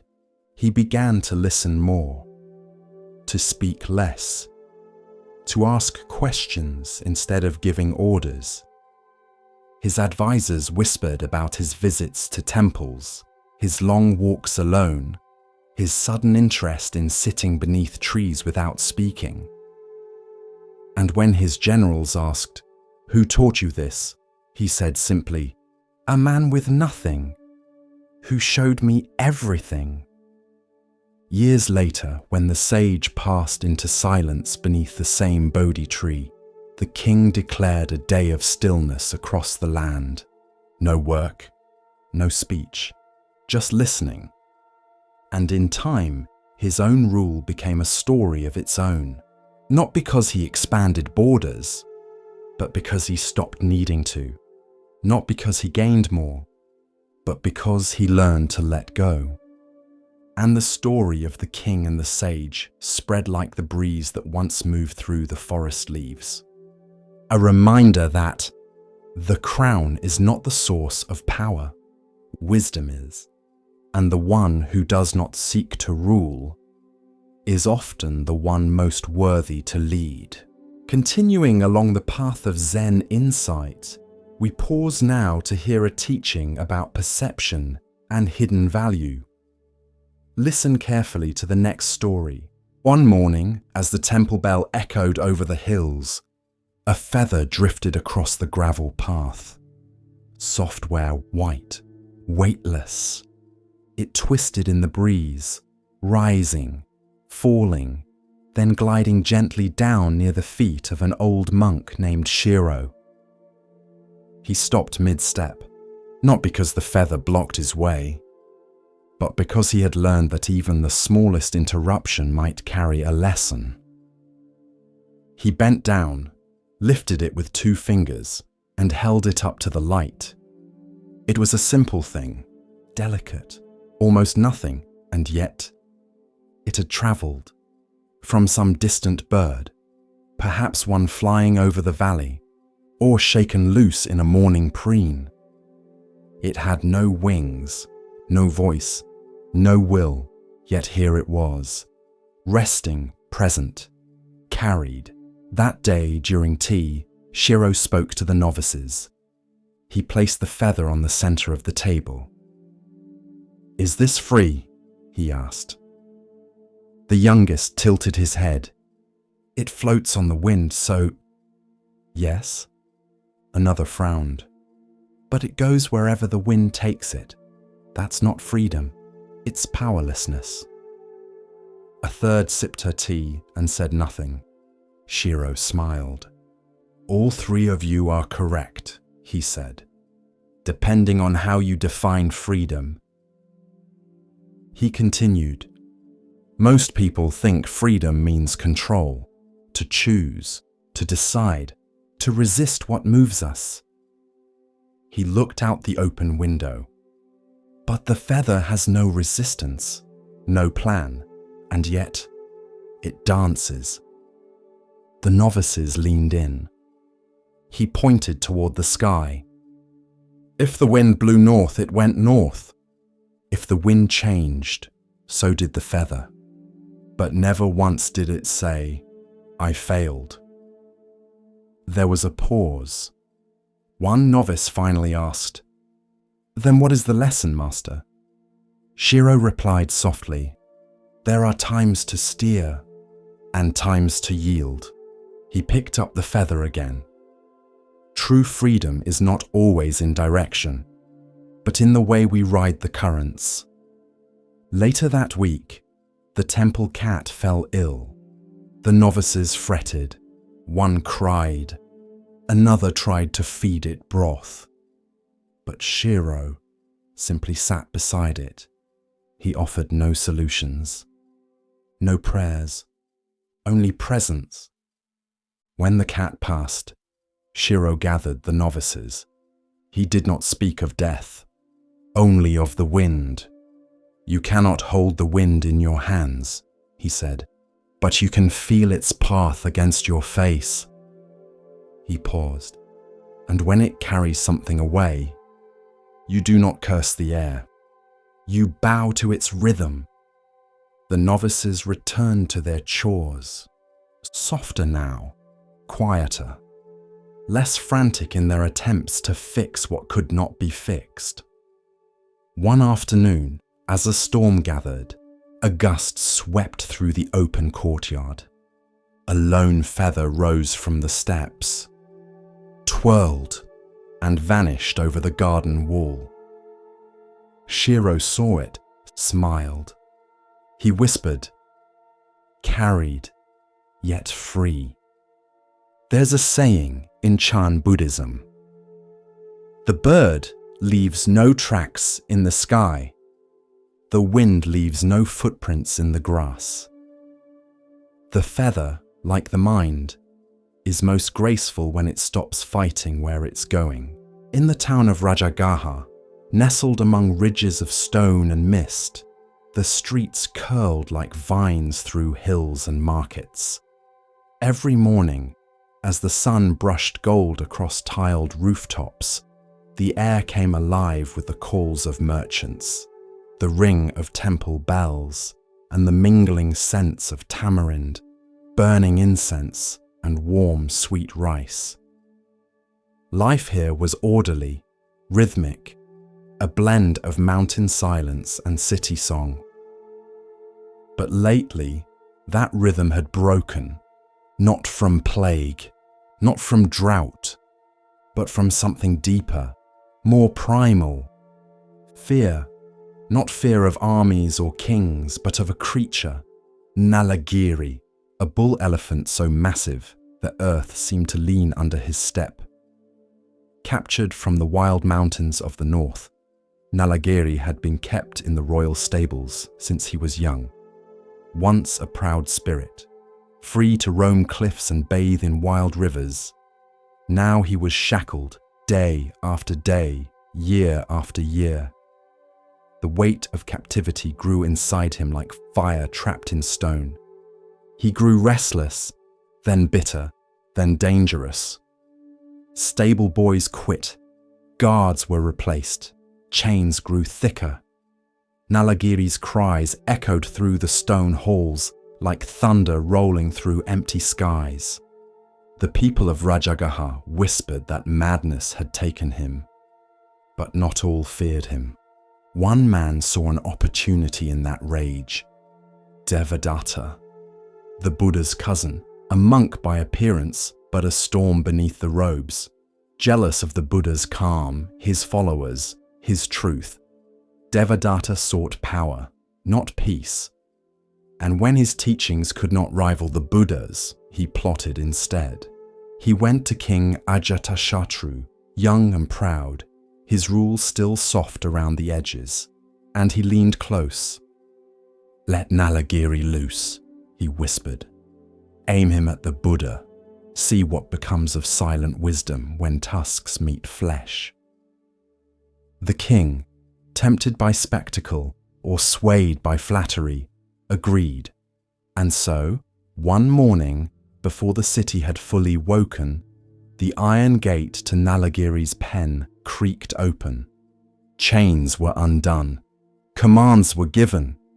The path was cleared. Nalagiri stepped forward, eyes wide, breath steaming, mind ablaze. He charged through market streets, through cloth stalls and fruit carts, scattering baskets and lives. People screamed, children ran, dogs howled and carts overturned. He did not walk. He tore the world open beneath him. And down that path, barefoot, cloaked in saffron robes, carrying only his arm's bowl, walked the Buddha. No guards, no weapons, no rush in his step, just presence. His disciples shouted from behind walls and corners, "Lord, turn back, the elephant comes, he will crush you." But the Buddha kept walking, not with recklessness, not with pride, but with compassion so still it could hold a mountain. As Nalagiri approached, the air thickened with heat and tension. His tusks gleamed, his trunk coiled like a whip. His roar shattered the morning hush. Mothers shielded their children, merchants fell to the ground. The entire city held its breath, but the Buddha stood. The elephant thundered toward him. The ground trembled, and then stillness. The Buddha raised his eyes and looked. He looked not at a beast, not at a weapon, but at a being in pain. He saw the chains, the years, the sorrow turned to rage. He saw the hunger for freedom twisted into madness. He saw a heart once wild, now broken by cruelty. And in his gaze, he held no fear, no judgment, only recognition. As Nalagiri neared, mere strides away from trampling the man before him, he met that gaze, and something changed. The wind quieted, the air cooled. The fire in Nalagiri's eyes flickered. He slowed, then paused.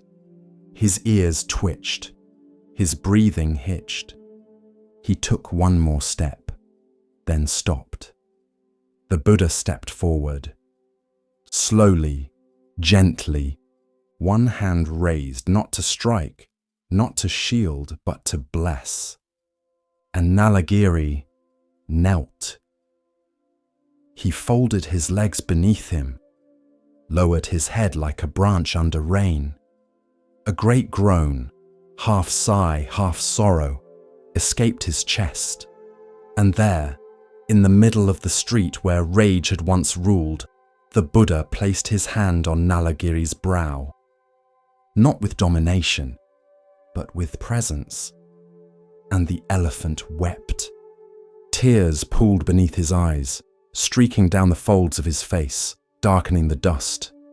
His trunk coiled softly around the Buddha's arm, no longer as a weapon, but as a gesture of surrender.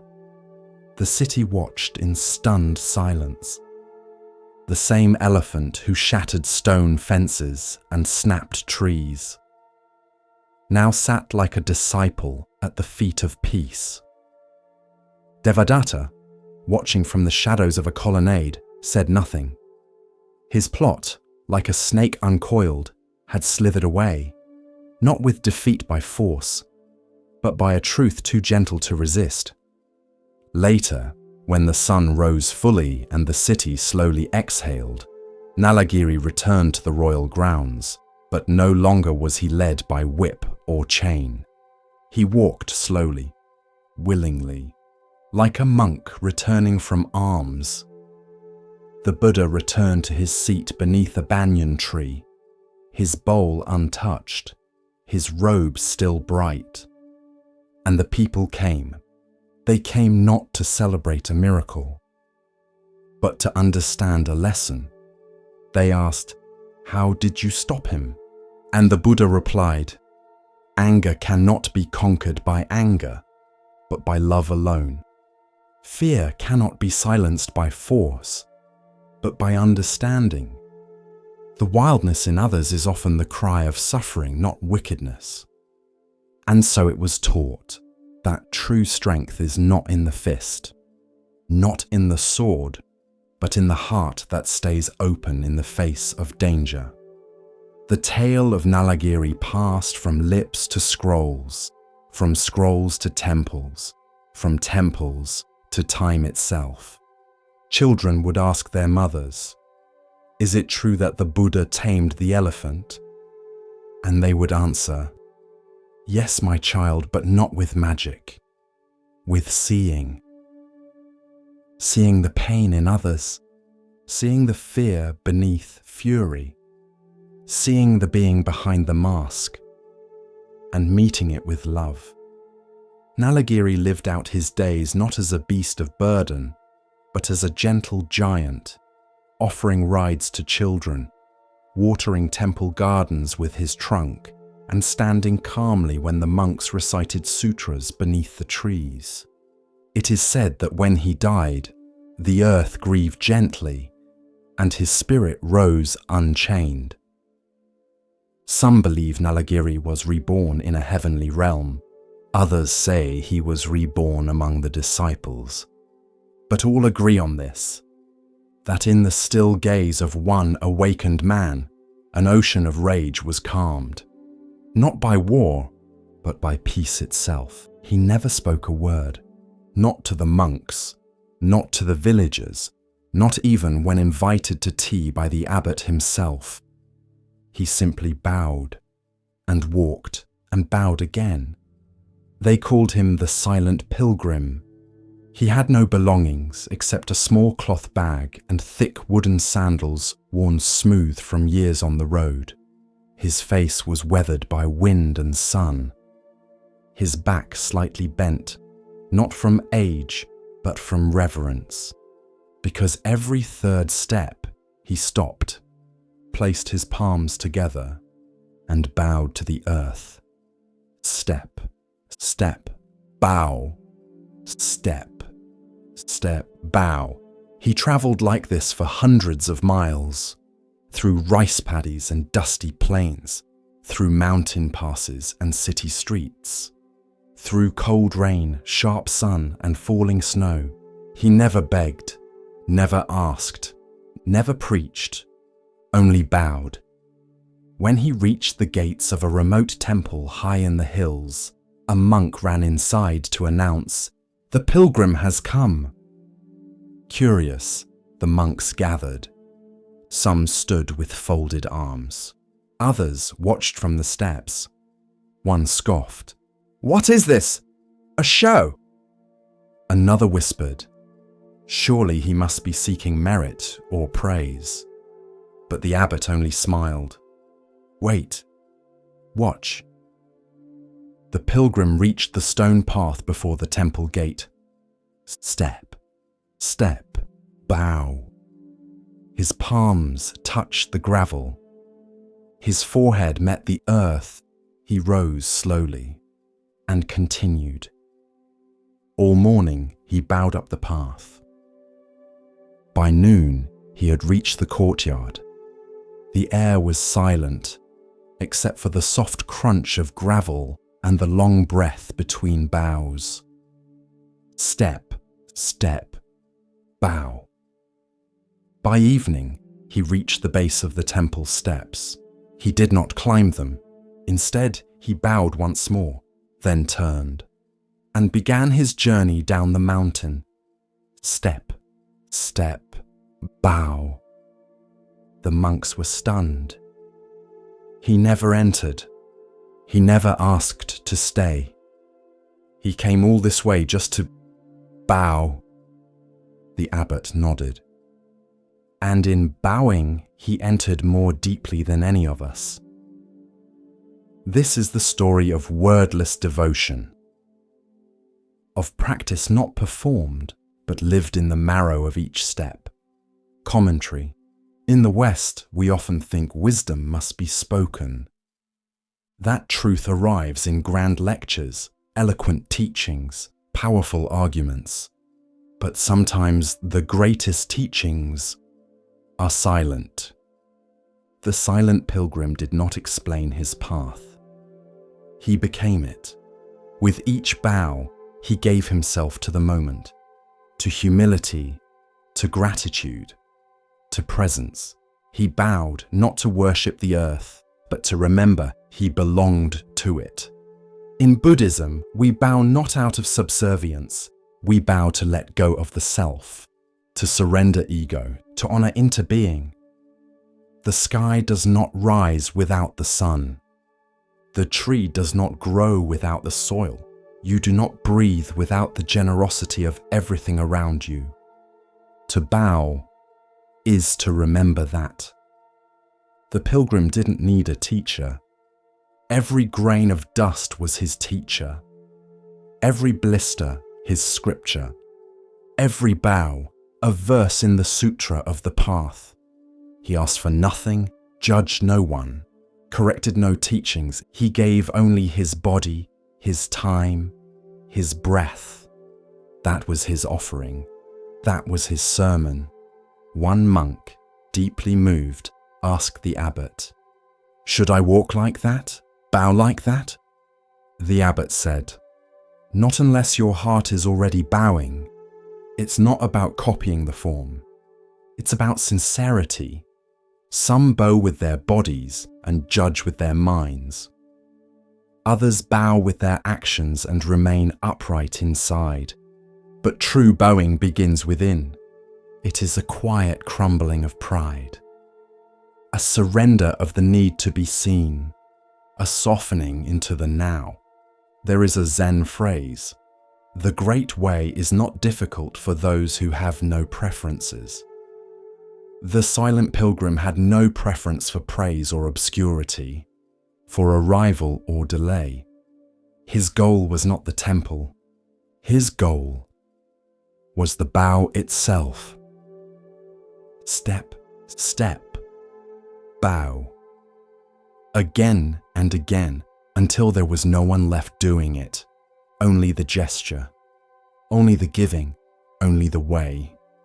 Wherever you are, whoever you are, you can bow too, not just with your body, but with how you listen, with how you wait, how you serve, how you show up for the dust on the floor or the silence in a friend's eyes.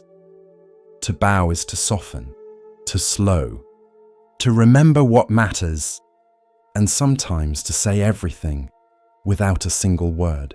As we drift deeper into the still waters of Zen, a quiet teaching begins to rise, one that speaks of clarity and of value not always seen. Listen gently now. The next story begins.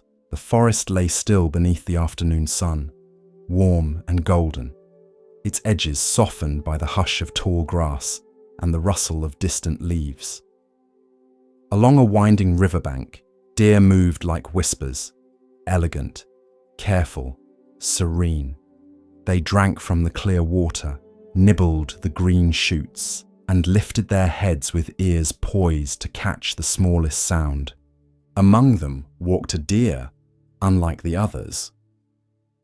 Tall, golden brown, with a coat that shimmered like silk, and eyes that held not fear, but understanding.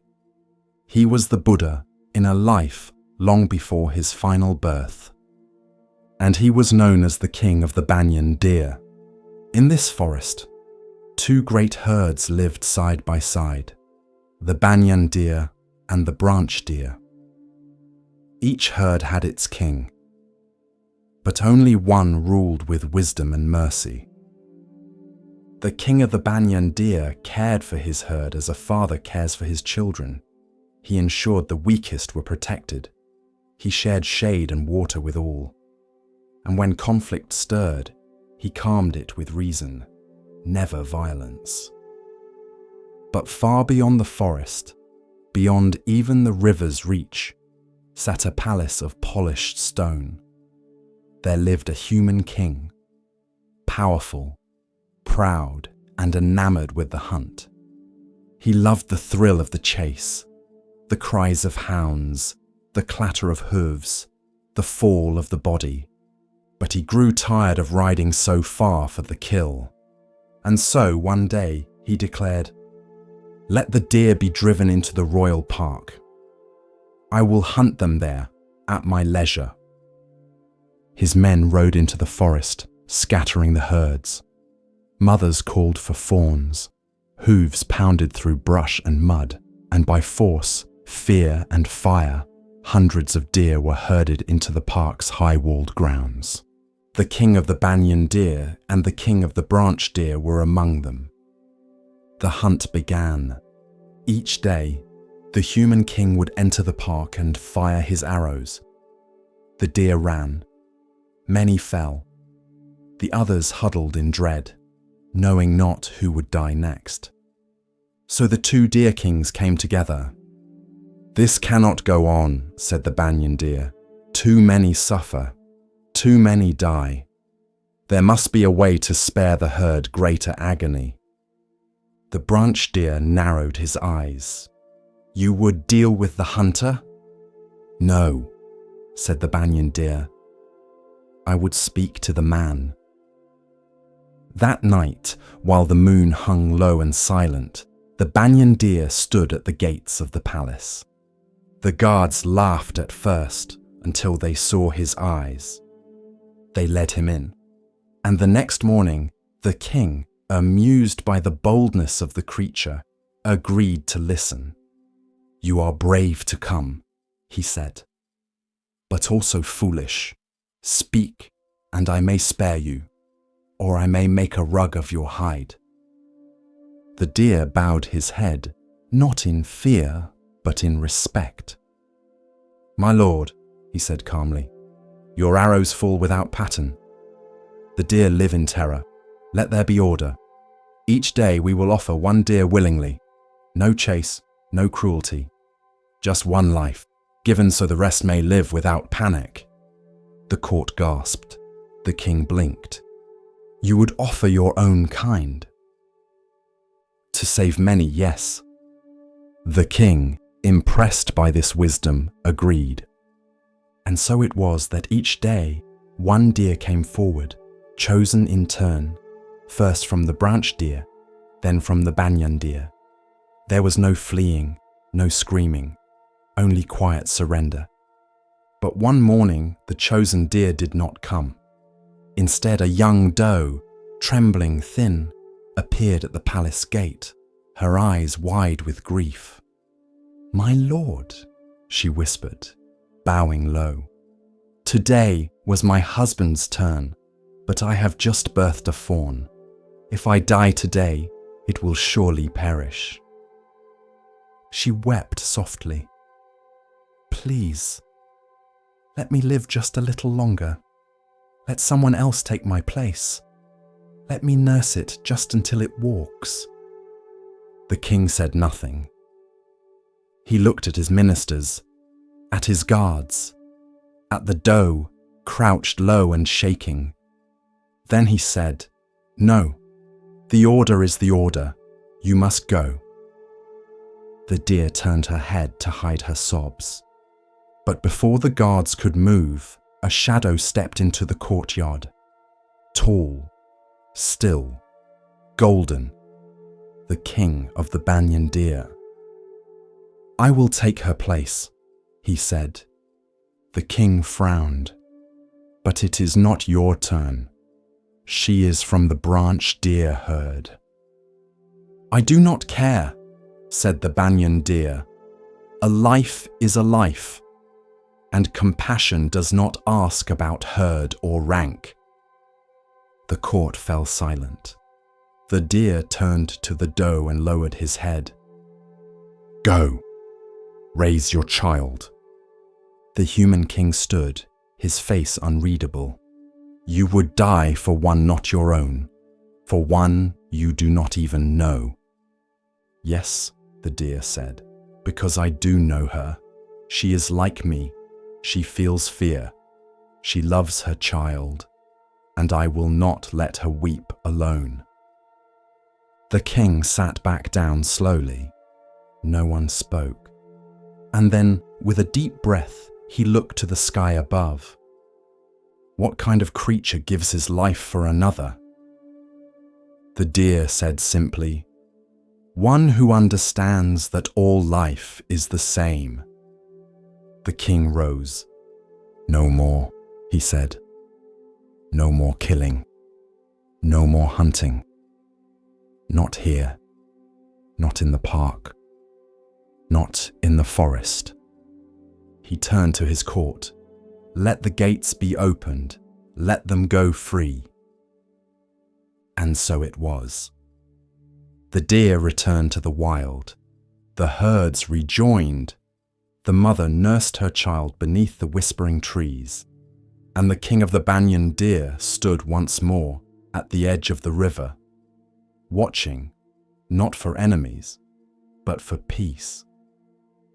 In time, the story spread, told around fires, carved into temple walls, painted in soft colors across ancient scrolls. And always it bore the same lesson. To speak truth to power is rare. To speak with compassion is rarer still. But to do both without fear, even to your own risk, that is the mark of true nobility. Even in a deer, even in a forest, even when the one you face holds arrows and gold. Because courage is not always loud. Sometimes it bows low. Sometimes it says, "Let me go instead." And sometimes it changes the heart of a king.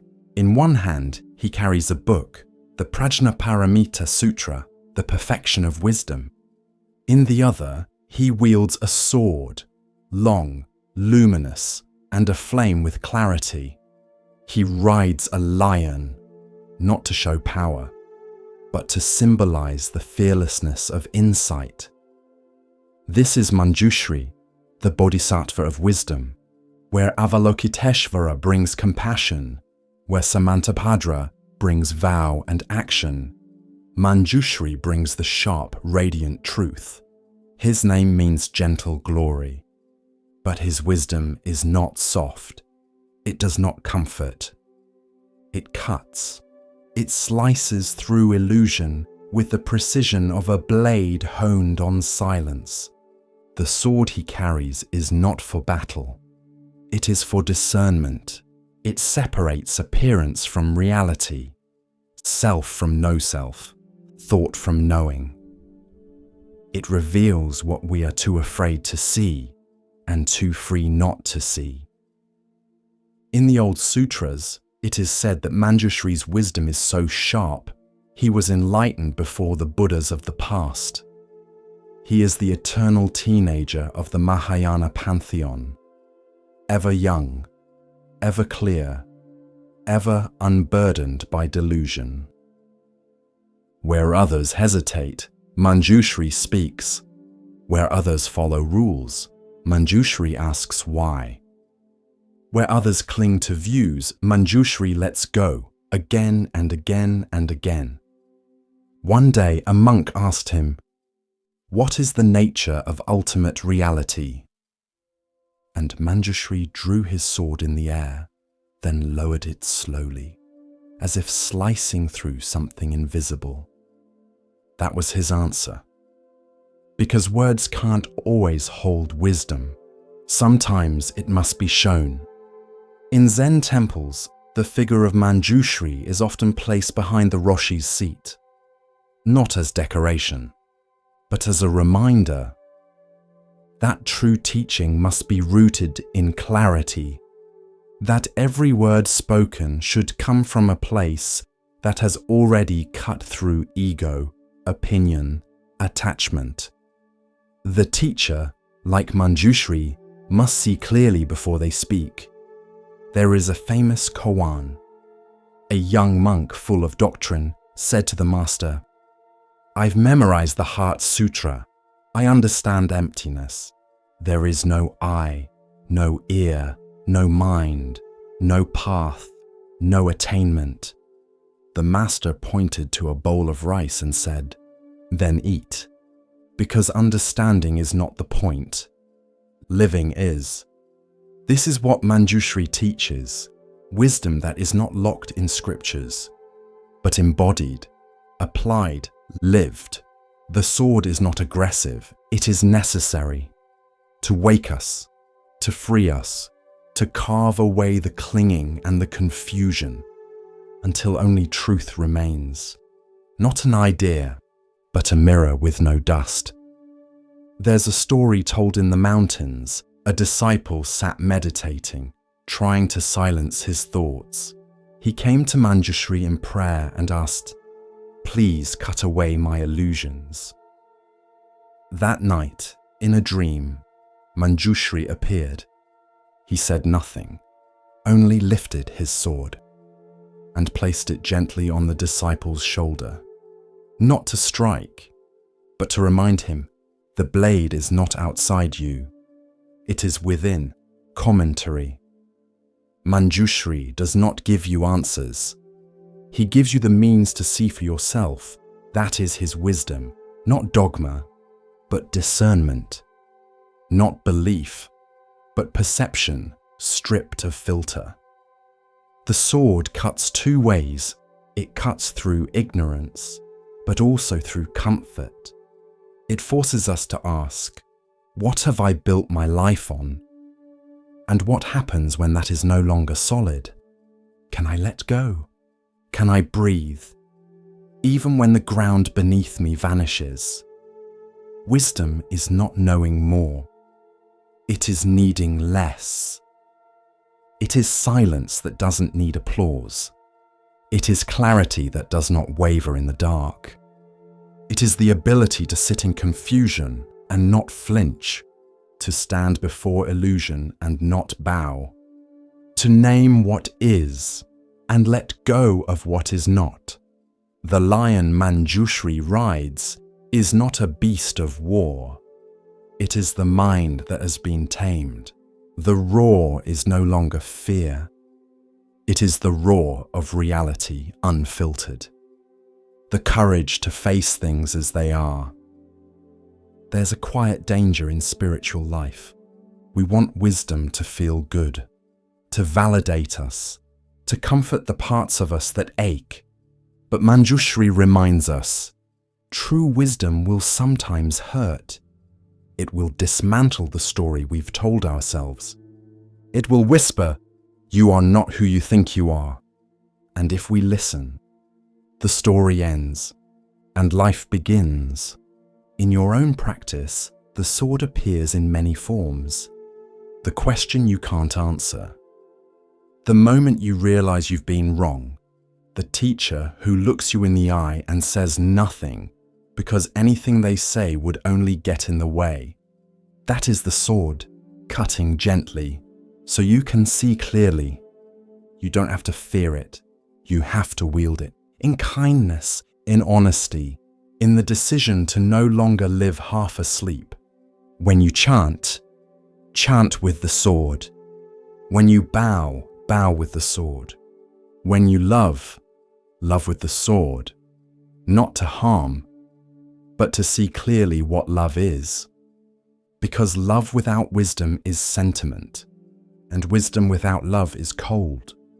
But together, They are Manjushri and Avalokiteshvara, and the path itself. In a quiet village by the sea, there lived an old potter. His hands were calloused from decades at the wheel.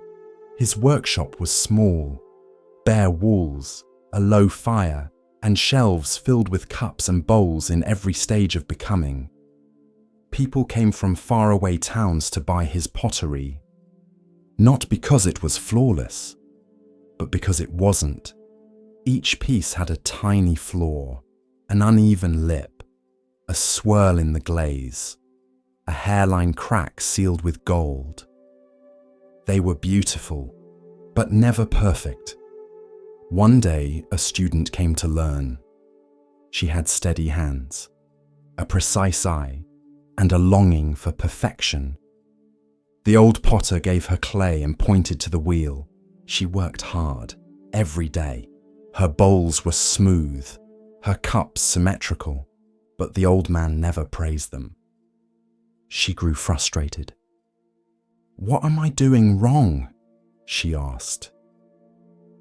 The potter picked up one of her perfect cups and held it to the light, then gently set it down. "Nothing," he said. "It's beautiful, but it does not speak." She blinked. "Speak?" He nodded. "True beauty, whispers of time, of change, of the hands that shaped it, of the cracks that taught it to hold." Then he handed her a chipped teacup, lined with a golden seam where the crack had been mended. "Look again," he said, and she did. The crack shimmered like morning light across water. It didn't ruin the cup. It revealed it. It gave it history. It made it whole in a different way. This is the heart of the teaching, wabi-sabi, the beauty of imperfection, the quiet wisdom of things that do not last, the grace of the incomplete. In Japanese tradition, broken pottery is not discarded. It is repaired with kintsugi, a lacquer mixed with gold or silver, not to hide the break, but to honor it, to say, this too is part of the story. Buddhism speaks of impermanence, anicca, as one of the 3 marks of existence. Everything that arises passes. Everything that is born changes. Everything we love will one day break. And that truth is not meant to depress us. It is meant to wake us up. To love something fragile is not foolish. It is courageous. To drink from a cracked teacup, knowing it may not last another year, is to say, this moment matters because it will not come again. The student learned slowly. She stopped trying to make perfect pieces. She let the clay wobble, let the glaze drip, let the firing crack a rim now and then. And when it did, she filled it with gold. One afternoon, she brought the potter a cup she had broken by accident. She expected him to scold her, but he smiled. "Ah," he said, "now it begins." And together they repaired it, not to erase the break, but to bless it. Commentary: the cracked teacup is not about pottery.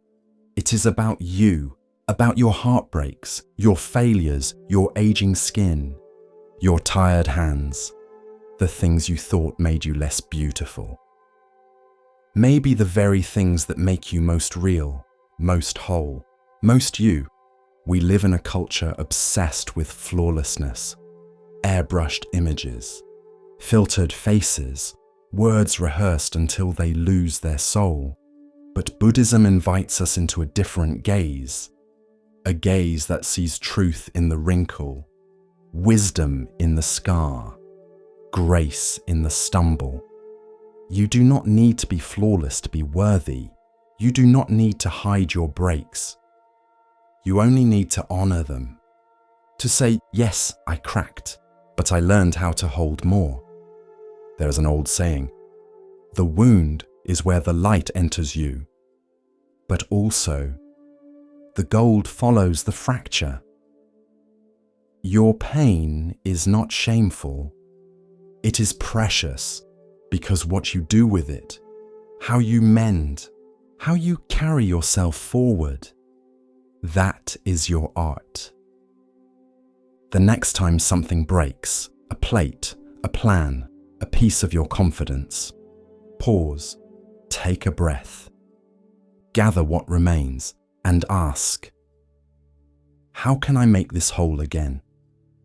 Not by hiding the crack, but by letting it shine. You are the cup, and you are also the gold. With each breath, we continue our journey through the wisdom of Zen, where the smallest stone may hold the greatest truth. Here starts the next story. At the edge of a temple, near the foot of a quiet hill, there lay a stone basin. It had no inscription, no offerings placed before it, no tourists gathered around, but every monk in the monastery knew its story. And when a novice was struggling, that's where the teacher would send them. Go sit by the broken bowl, they'd say, and that was enough. Long ago, the bowl had been whole, carved from a single piece of granite, smooth, strong, revered. It stood in the center of the temple courtyard, used for rituals and alms. Every morning it was filled with clear water. Every evening it was emptied and washed. Then came a winter earthquake, not violent, but enough. A hairline fracture, then a second quake weeks later, and the bowl split down the middle, cracked clean through. It no longer held water. Some said to discard it. Others wanted to repair it. But the abbot, an old woman with kind eyes and a quiet presence, said, "Leave it as it is, let it teach." And so it remained.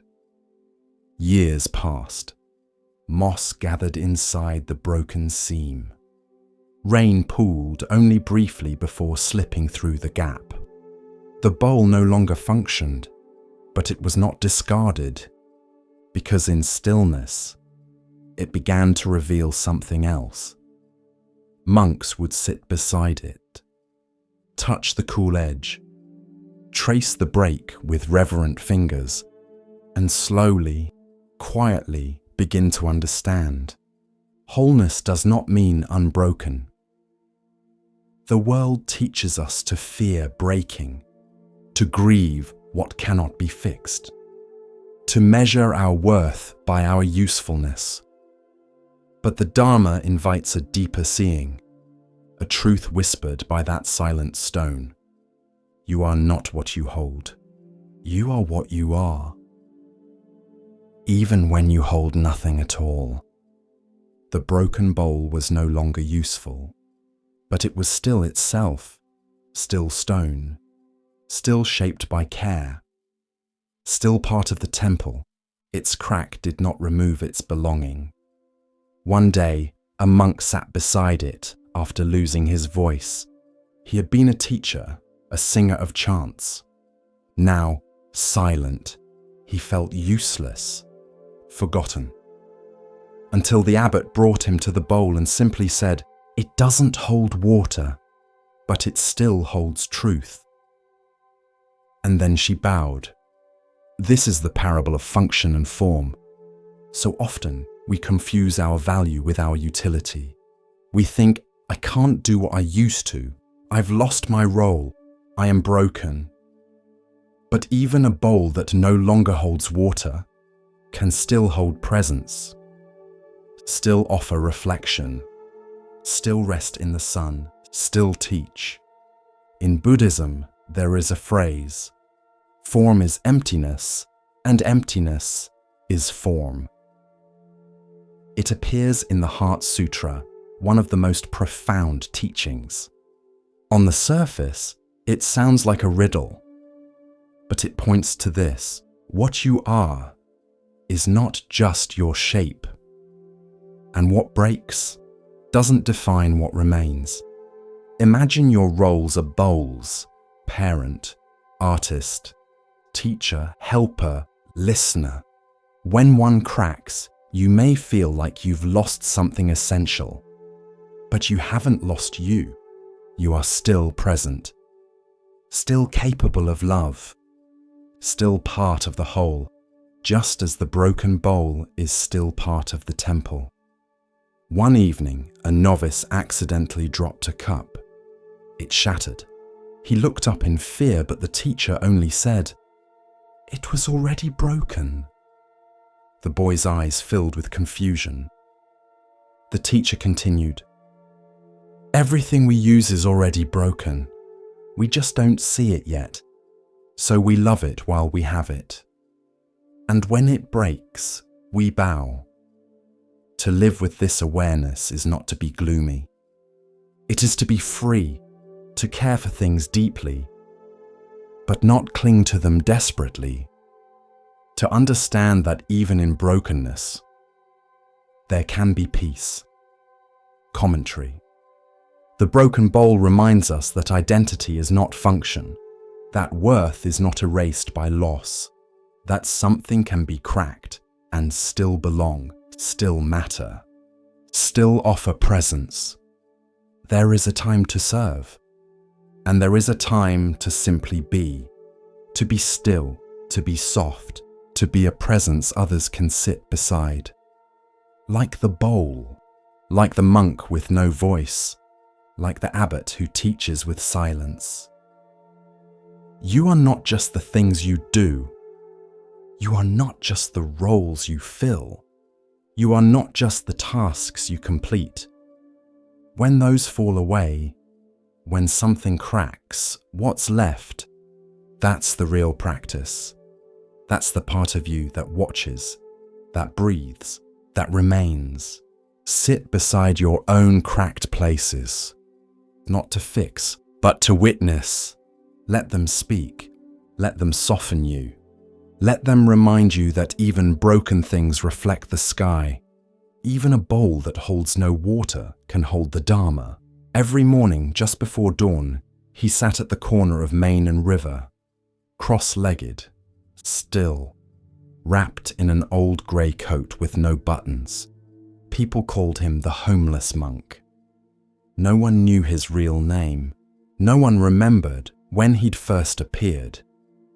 But he was always there. Rain or shine, winter or summer. Sitting silently beneath the faded mural of a rising sun. He never asked for money, never held a sign, just a small tin bowl at his side. Sometimes people dropped coins into it, sometimes fruit, sometimes nothing at all. He never seemed to mind. Children were the first to notice him. "Is he sleeping?" one asked. "No," said her mother. "He's meditating, I think." And the child, with all the clarity of someone who hasn't yet forgotten how to see, replied, "He looks like he's listening to the whole city breathe." One barista left him a scone each Wednesday. A florist once placed a single lily in his bowl. An accountant gave him a scarf one January dash, which he later passed on to someone colder than he was. Some scoffed. "He's just lazy," said a man in a BMW. "He's just weird," muttered a teen with earbuds in. But others stopped, only for a second. But they did, because something in his stillness felt like a mirror. One afternoon, a reporter tried to interview him, held out a microphone, asked for his name, his background, his reason. The man opened one eye, smiled gently, and said, "I own nothing, but I belong to everything." Then closed his eye again. The story never aired. Too quiet. Too strange. No hook. But those who paid attention began to notice something. Around him, time slowed. Not literally, but in his presence, people put away their phones, looked up, paused. The world, so hungry for more, seemed to forget itself. For just a moment, there's a teaching in Buddhism. To renounce is not to lose, but to see clearly what you never needed. Some thought he had lost everything, a job, a home, maybe his mind. But maybe he had simply let go of identity, of striving, of the illusion that fulfillment lies in accumulation. One day, a man in a suit stopped and asked, "Don't you want something more?" The monk opened both eyes this time. "I already have it," he said. "What's that?" "A clear sky, a passing breeze, and no hunger in my mind." He didn't preach, didn't convert, but every day his presence was a sermon without words, a reminder that peace isn't a destination. It's a decision. Then one morning he was gone. No note, no trail. Just the faint indentation where he used to sit. The mural behind him had faded a bit more, but someone had drawn a small lotus in chalk right where his bowl used to be. The barista still leaves a scone each Wednesday.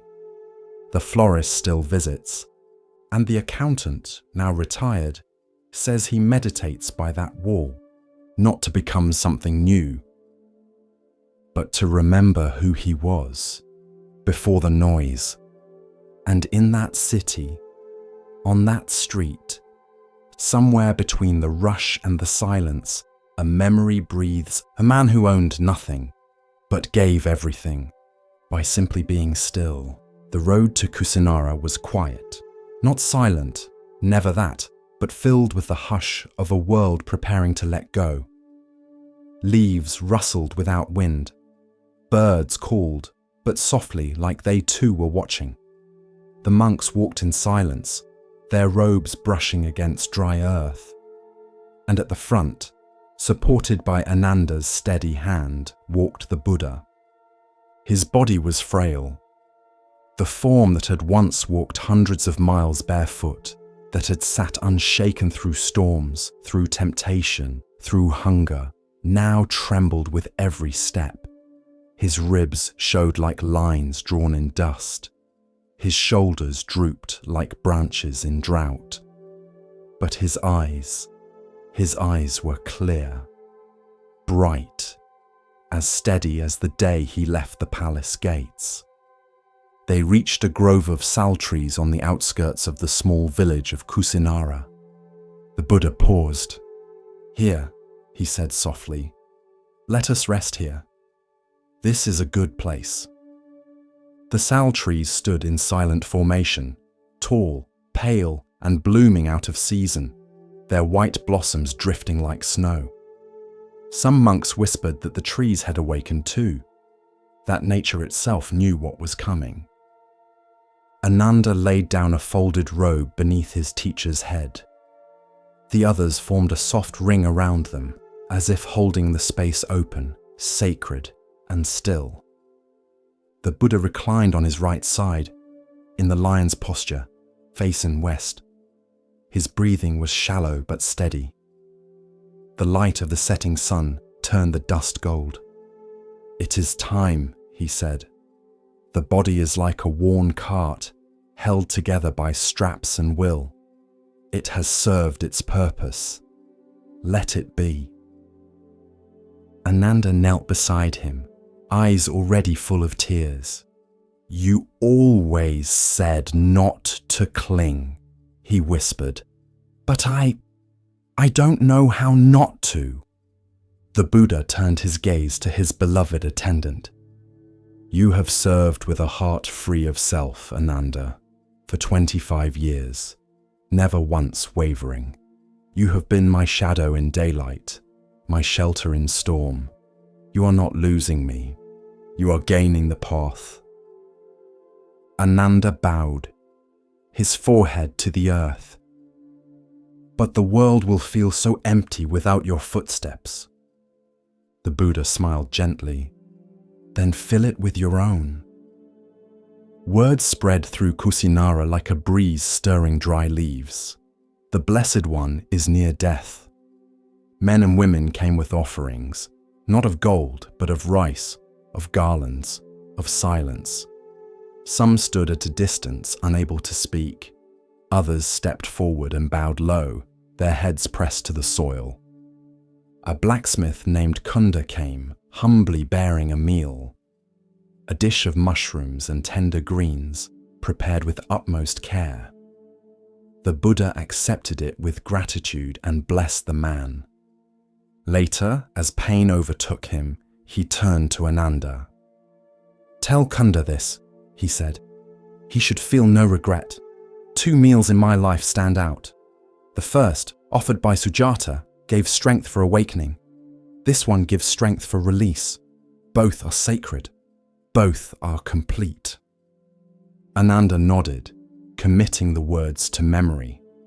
The sun dipped low.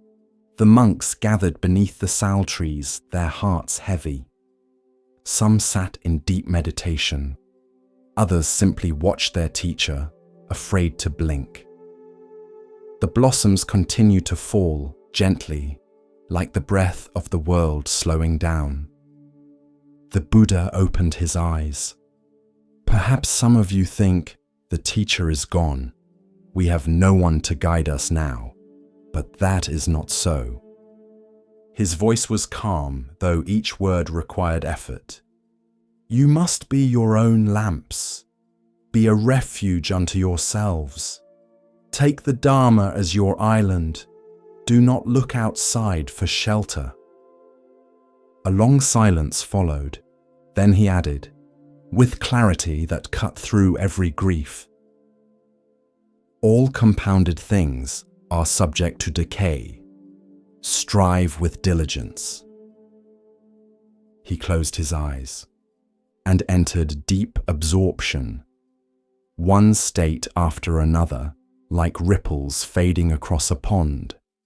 First through the 4 jhanas, then through the formless states, boundless space, boundless consciousness, neither perception nor non-perception, and then beyond.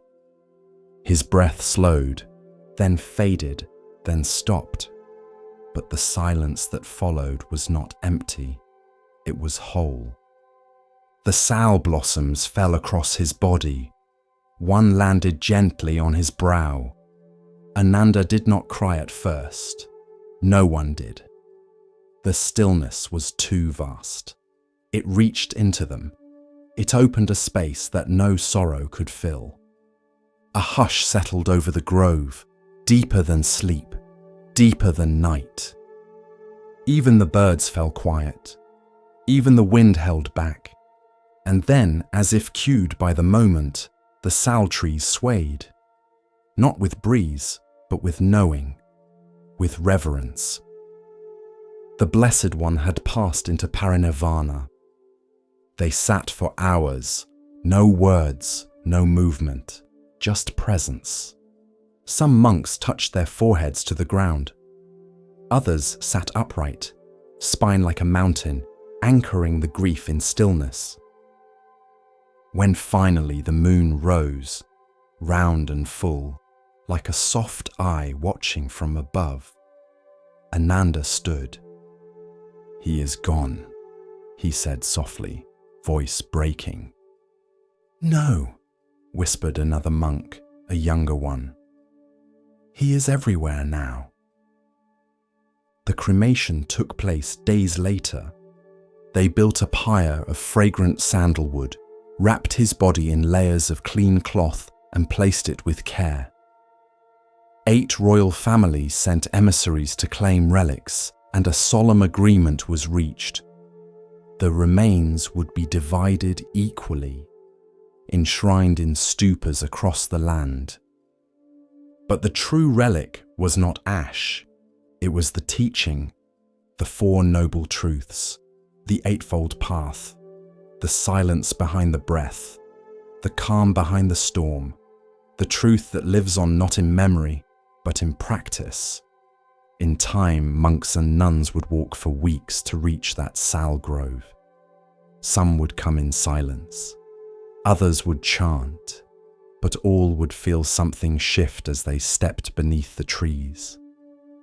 They would sit on the earth where the Buddha last rested and listen, not for sound, but for understanding. And sometimes, if the wind was just right, they would hear it, strive with diligence. Ananda, as the years passed, returned often. He would sit beneath the very tree where he had knelt that night. He would run his hand along its bark, worn smooth now by the prayers of many. He would remember the final gaze, the final breath, and the words that lingered after everything else had passed away. All things that arise must pass, but the path is timeless, and in the stillness there would be no fear, only peace. And so that is how he left, not in triumph, not in spectacle, but in peace, wrapped in stillness, under trees that bloomed out of season, as if even nature bowed to the one who no longer clung. And in that final moment, the world did not end. It simply continued, quieter, wiser, and forever changed. The path of Zen unfolds like morning mist, soft and patient. In this next tale, we are invited to see, beyond appearance, into essence. Listen carefully to the next story. She never meant harm. She only passed on what she heard. A whispered comment here, a raised eyebrow there, a half-finished sentence passed along like a secret prayer. Her name was Sister Nima, young, lively, kind mostly, but her words moved quickly and quietly unraveled the thread of trust inside the temple. At first it was small. She meditates longer when people are watching. They say the head cook isn't really vegetarian. I heard the abbot used to be married. No malice, just conversation, just sharing. But soon, monks began to turn away from each other in the corridor. Silent meals grew tenser. Chanting lost its rhythm. Smiles stiffened at the edges. No one named the cause, but it lingered, like smoke with no fire. One afternoon, the abbot asked Sister Nima to join him in the garden. The plum trees were beginning to blossom, delicate petals stirring in the breeze. He held a small bag in his hand. "Walk with me," he said gently. They walked in silence down the path that circled the temple grounds. After a while, he opened the bag and began to scatter chicken feathers along the way. Sister Nima tilted her head. "Why are you doing that?" The abbot didn't answer. When they returned to the garden, he handed her the empty bag. "Now," he said, "go and collect them all." She blinked. "But the wind's taken them. They're scattered everywhere." He looked at her and said softly, "So too with your words." That night she wept.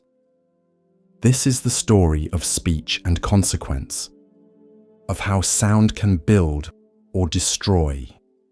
Commentary. In Buddhist practice, right speech is one of the Eightfold Path's pillars. It sounds simple, but it is one of the hardest, because words don't vanish when we stop speaking. They ripple, they stain, they take root in someone else's mind, sometimes forever. Sister Nima did not speak with cruelty, but neither did she speak with care. And in that space, In the absence of intention, harm took hold. We often forget how powerful language is. A word can lift someone from despair or push them over the edge. It can invite reflection or ignite shame. Words are not just air. They are actions. They build worlds. There's a Zen saying, "Speak only if it improves upon the silence." Sister Nima filled silence with curiosity, suspicion, drama, and the silence grew quieter, but colder, until no one trusted what they didn't hear. The Buddha once said, "A person is not wise because they speak much.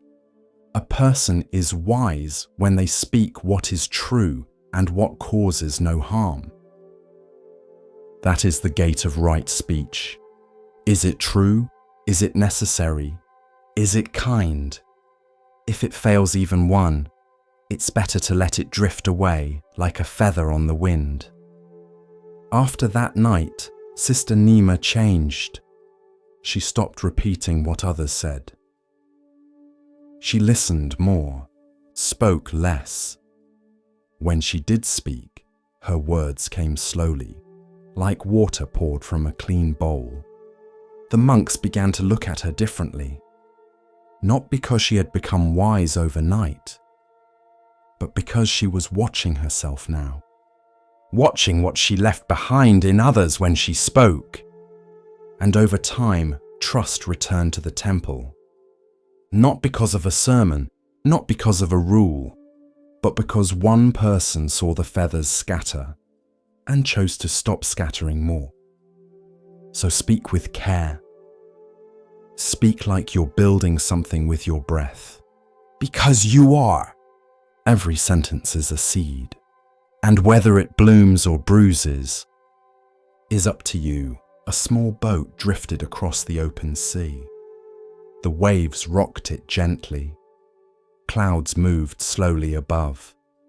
Seabirds called from afar, but there was no land in sight. In the boat sat a lone traveller, bowl in lap, robes soft with salt air. He watched the sky reflect on the water and whispered the phrase he'd heard 100 times but never understood. Form is emptiness. Emptiness is form. These words come from the Heart Sutra, one of the most revered texts in Mahayana Buddhism. They are short, sharp, mysterious. They have been chanted in temples for centuries, painted on scrolls, whispered by monks, recited by dying lips. But what do they mean? How can something be both form and emptiness? Is it a riddle, a paradox, or a doorway? The traveller had once believed emptiness meant nothingness, that it was cold, silent, void. He tried to detach, to erase, to disappear. But the more he tried, the heavier he felt, because he still existed, still felt grief, still saw suffering in others and in himself. So he came to the ocean, not to escape, but to sit inside the question. The waves rose, fell. He dipped his fingers in the water. It clung for a moment, then slipped away. Form, emptiness, a wave, is not separate from the sea. It rises, appears, shines in the light, then dissolves. But it was never apart. It never existed in the way we imagine. It was always just movement, a form born from formlessness, a shape that could never be held. This is the meaning of emptiness. Shunyata in Sanskrit. It does not mean nothing. It means no fixed, independent existence, no solid boundary between self and world. Everything is interbeing, dependent, arising together. Your body is form. But where does it begin? At the skin. What about the breath entering your lungs? What about the warmth from the sun on your cheek? What about the smile passed to you by a stranger?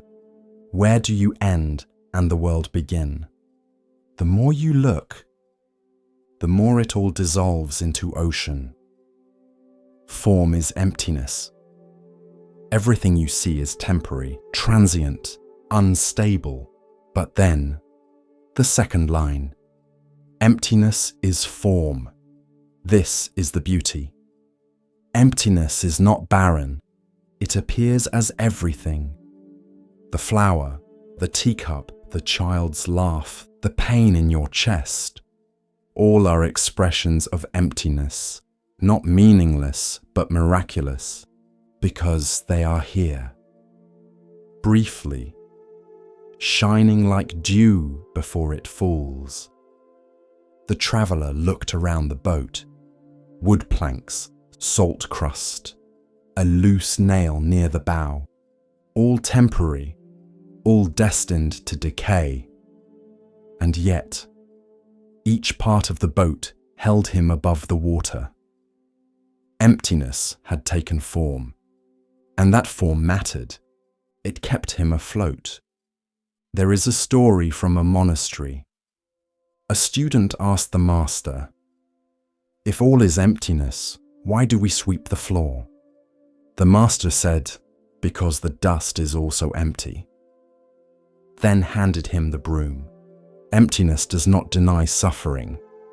It does not say your pain is an illusion. It says this pain is real, but not permanent.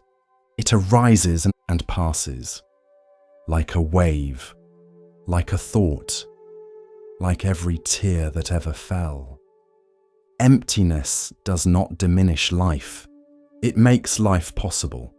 When you understand this, not just with mind, but with breath, you begin to live differently. You don't grasp as tightly.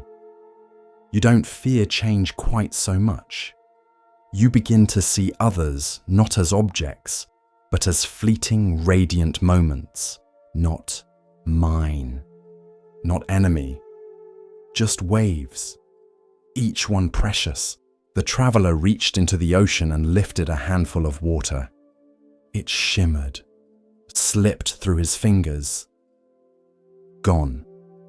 But the sea remained, and he smiled. Commentary.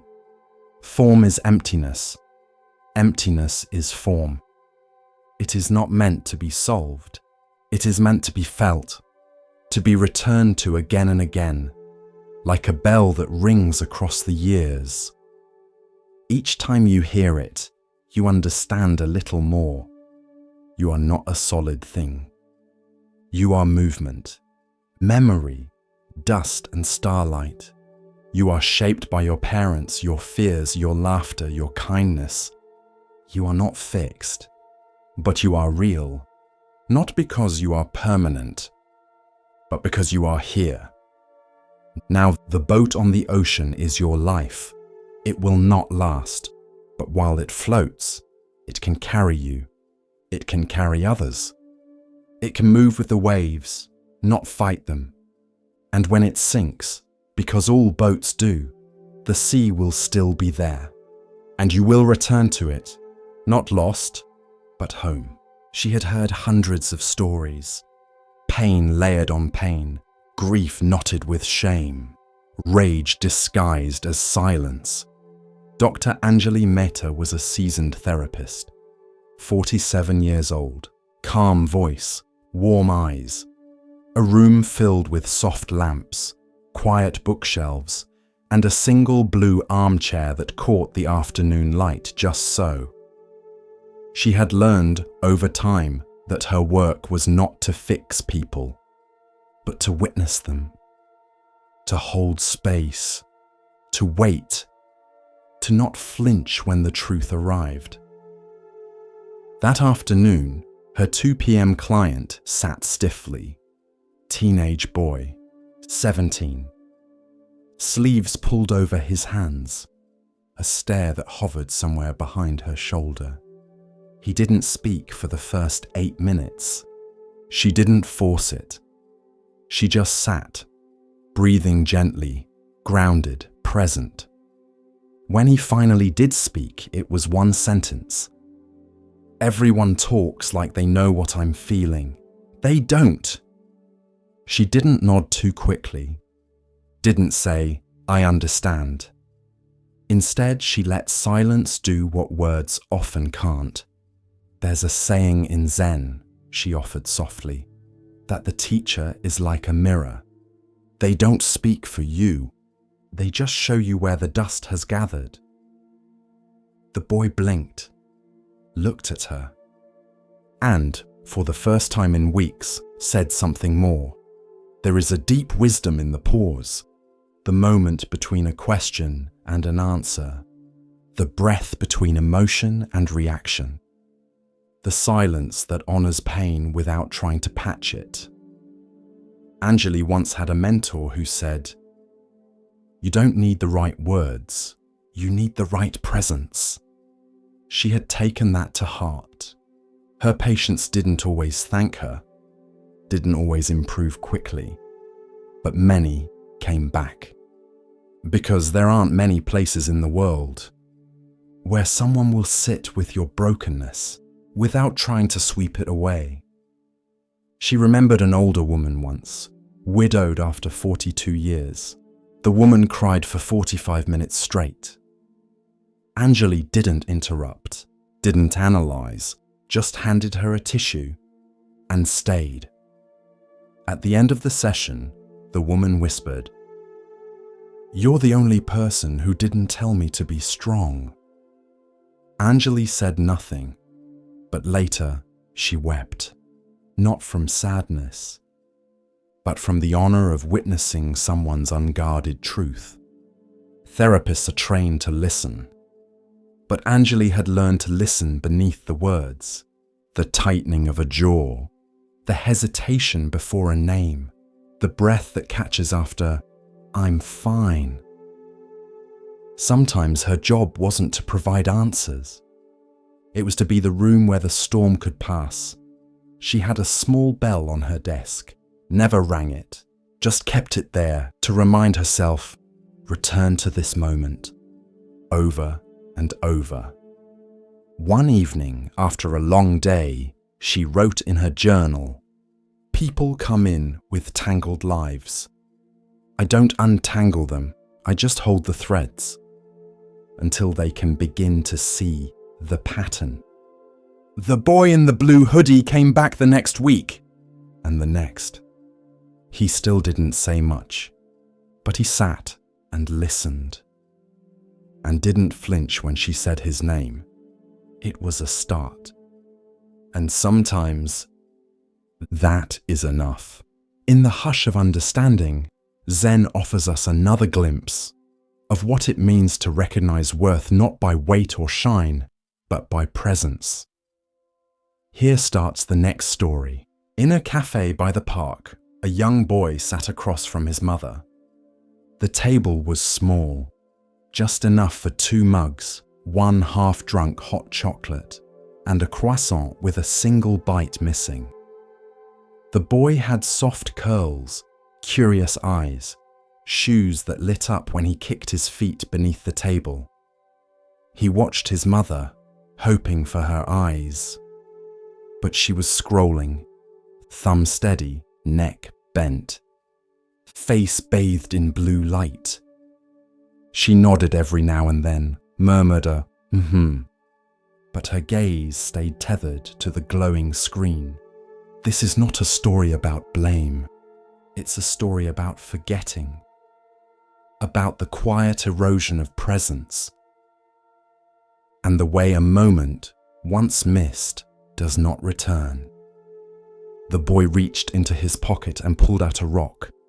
Not a fancy one, just smooth, grey, shaped like a teardrop. He set it gently on the table, waited. She scrolled. He tapped it with a finger, rolled it in a little circle, whispered something to it. She didn't look up, The server passed by and smiled at the boy. "Is that your treasure?" The boy nodded. The mother didn't hear. Presence isn't always taken. Sometimes it is quietly surrendered. We trade it for urgency, for likes, for news we cannot change. And meanwhile, a child sits across from us, glowing not with pixels, but with life. The Buddha once said, "Do not dwell in the past, do not dream of the future. Concentrate the mind on the present moment." But the present must be chosen. It cannot shout louder than a screen. Later that day, the mother posted a photo. "Hot chocolate with my little one, coffee heart grateful." The boy was blurry in the background, looking at her. She never noticed. One day, the rock was gone, replaced by a drawing. 2 stick figures, one big, one small, holding hands. The sky above them filled with birds that looked like wide letter V's.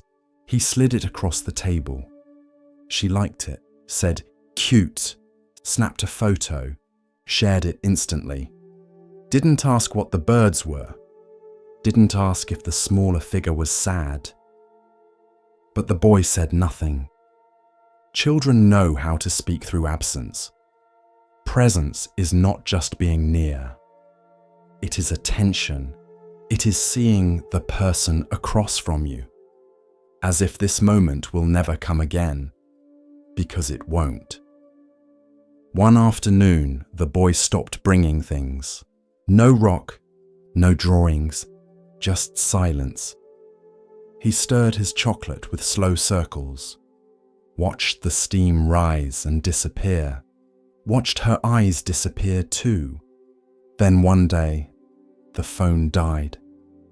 Just as she reached for it, the screen went black. The world returned. She blinked, looked around, looked at him. He stared back, wide-eyed. Hope and doubt mixed in his quiet. She reached across the table, took his hand. For the first time in a long time, he didn't pull away. They sat like that for 5 minutes, not speaking, just holding the now. When the server came to clear the table, the boy whispered, "She's back." The server smiled. "Yes, I see." Presence does not demand perfection, only noticing, only returning, again and again, like breath. Years later, when the boy was older, he would keep the old rock in a box. It would feel heavier than he remembered, not because of weight, but because of what it once tried to carry. Presence is fragile, but it is also forgiving. One moment missed does not cancel the next. The child is still waiting, not in punishment, but in invitation. And the phone. It remained in her bag the next time they came, not because she hated it, but because she finally saw the better screen, the one with his eyes. There was once a monastery nestled in the cliffs above a wide, mist-covered valley. Travelers came from all over the land, seeking wisdom from the old abbot who lived at its heart. But no one ever entered without first passing through the gate of questions. It was a tall wooden door, weathered by time, bound in iron, and it never seemed to open, no matter how many times pilgrims knocked. Instead, beside the gate stood a young monk with a calm face and a single instruction. "If you wish to pass, you must answer, 'What keeps you from entering?'" Some said, "My sins." Others said, "I'm not ready." One said, "I'm too angry." Another said, "I'm still seeking." To each answer, the monk bowed and said, "Return when you are not." And so the pilgrims would leave, some frustrated, some weeping, some silent. One day, a weathered traveller approached. She was older than most. Her robes were plain, her eyes clear. She stood before the gate and read the words carved above, "Liberation is here."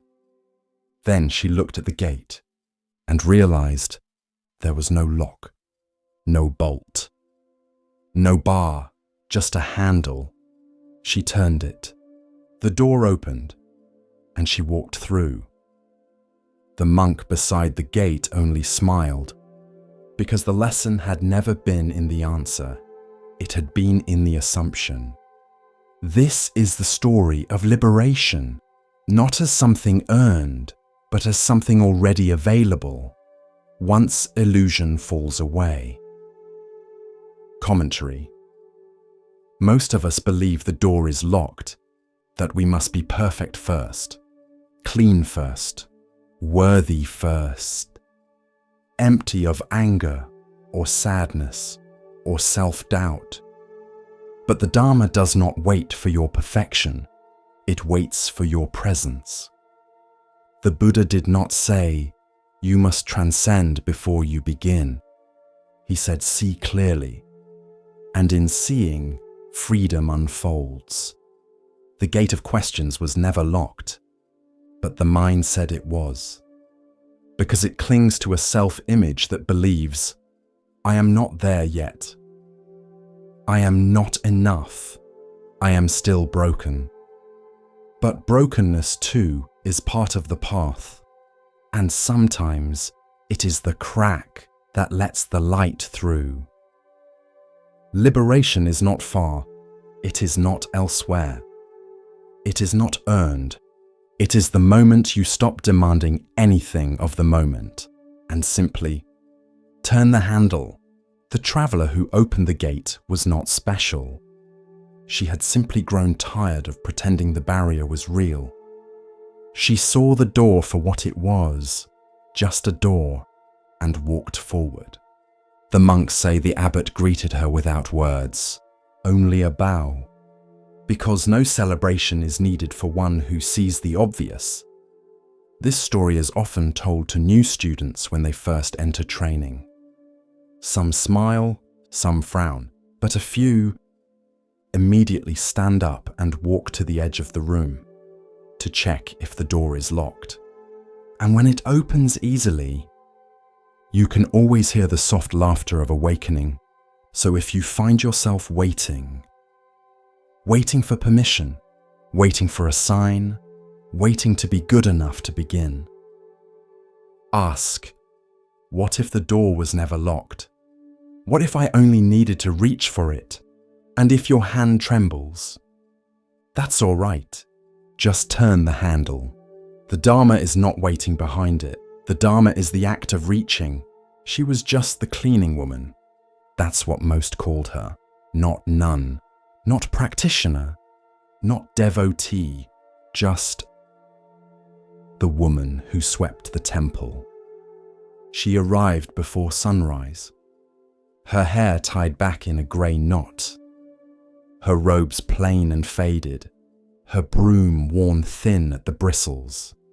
She did not chant, did not preach, did not study sutras in the main hall. She swept the stone walkways, the meditation hall. The steps no one noticed were dusty until they were clean. And when she swept, she smiled. Some of the younger monks whispered, "She's not really practicing.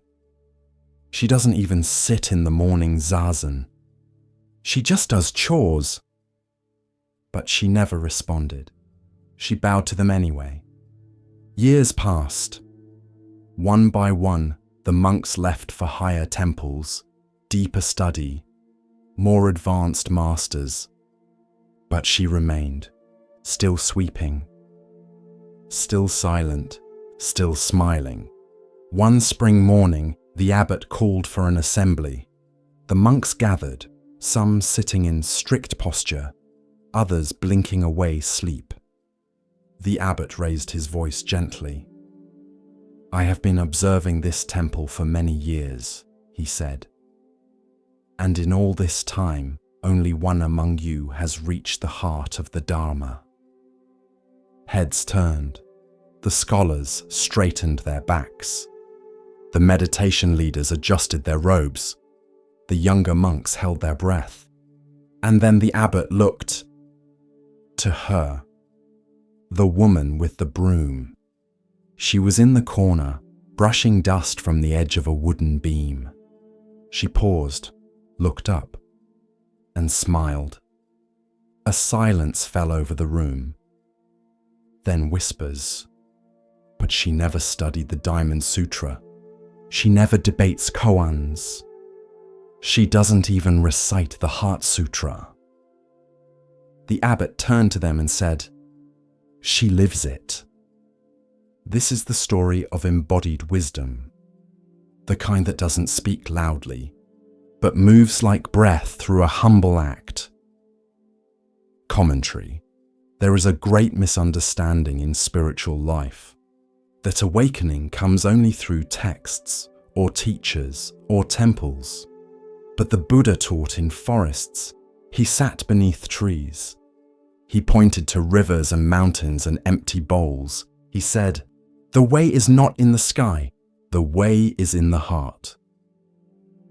The woman who swept the temple did not need to talk about mindfulness. She was mindfulness. Every stroke of her broom was deliberate. Every step a prayer. Every breath a chant. She did not perform her devotion. She lived it. You can memorize every scripture and still miss the truth. You can quote the sutras and still live with bitterness. But you cannot sweep the floor with love for 30 years and not be changed. The Dharma is not performance. It is not approval.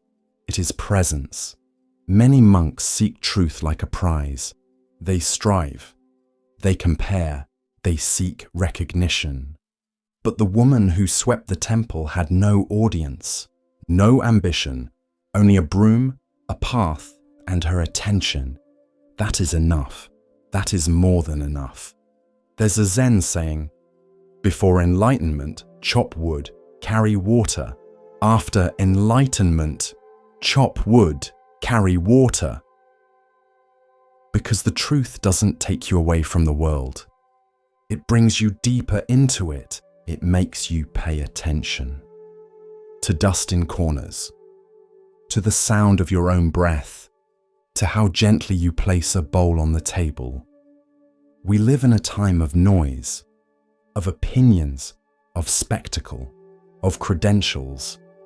But the Dharma whispers, sweep, breathe, smile, and mean it. That is enough. So wherever you are, whether folding laundry, washing dishes, answering emails, tying your child's shoes, do it with all of you. Do it like the woman who swept the temple, and let the dust be your teacher too. As the lantern of awareness glows a little brighter, we come to a tale about seeing with more than the eyes. Let the stillness guide you now, and listen carefully to the next story.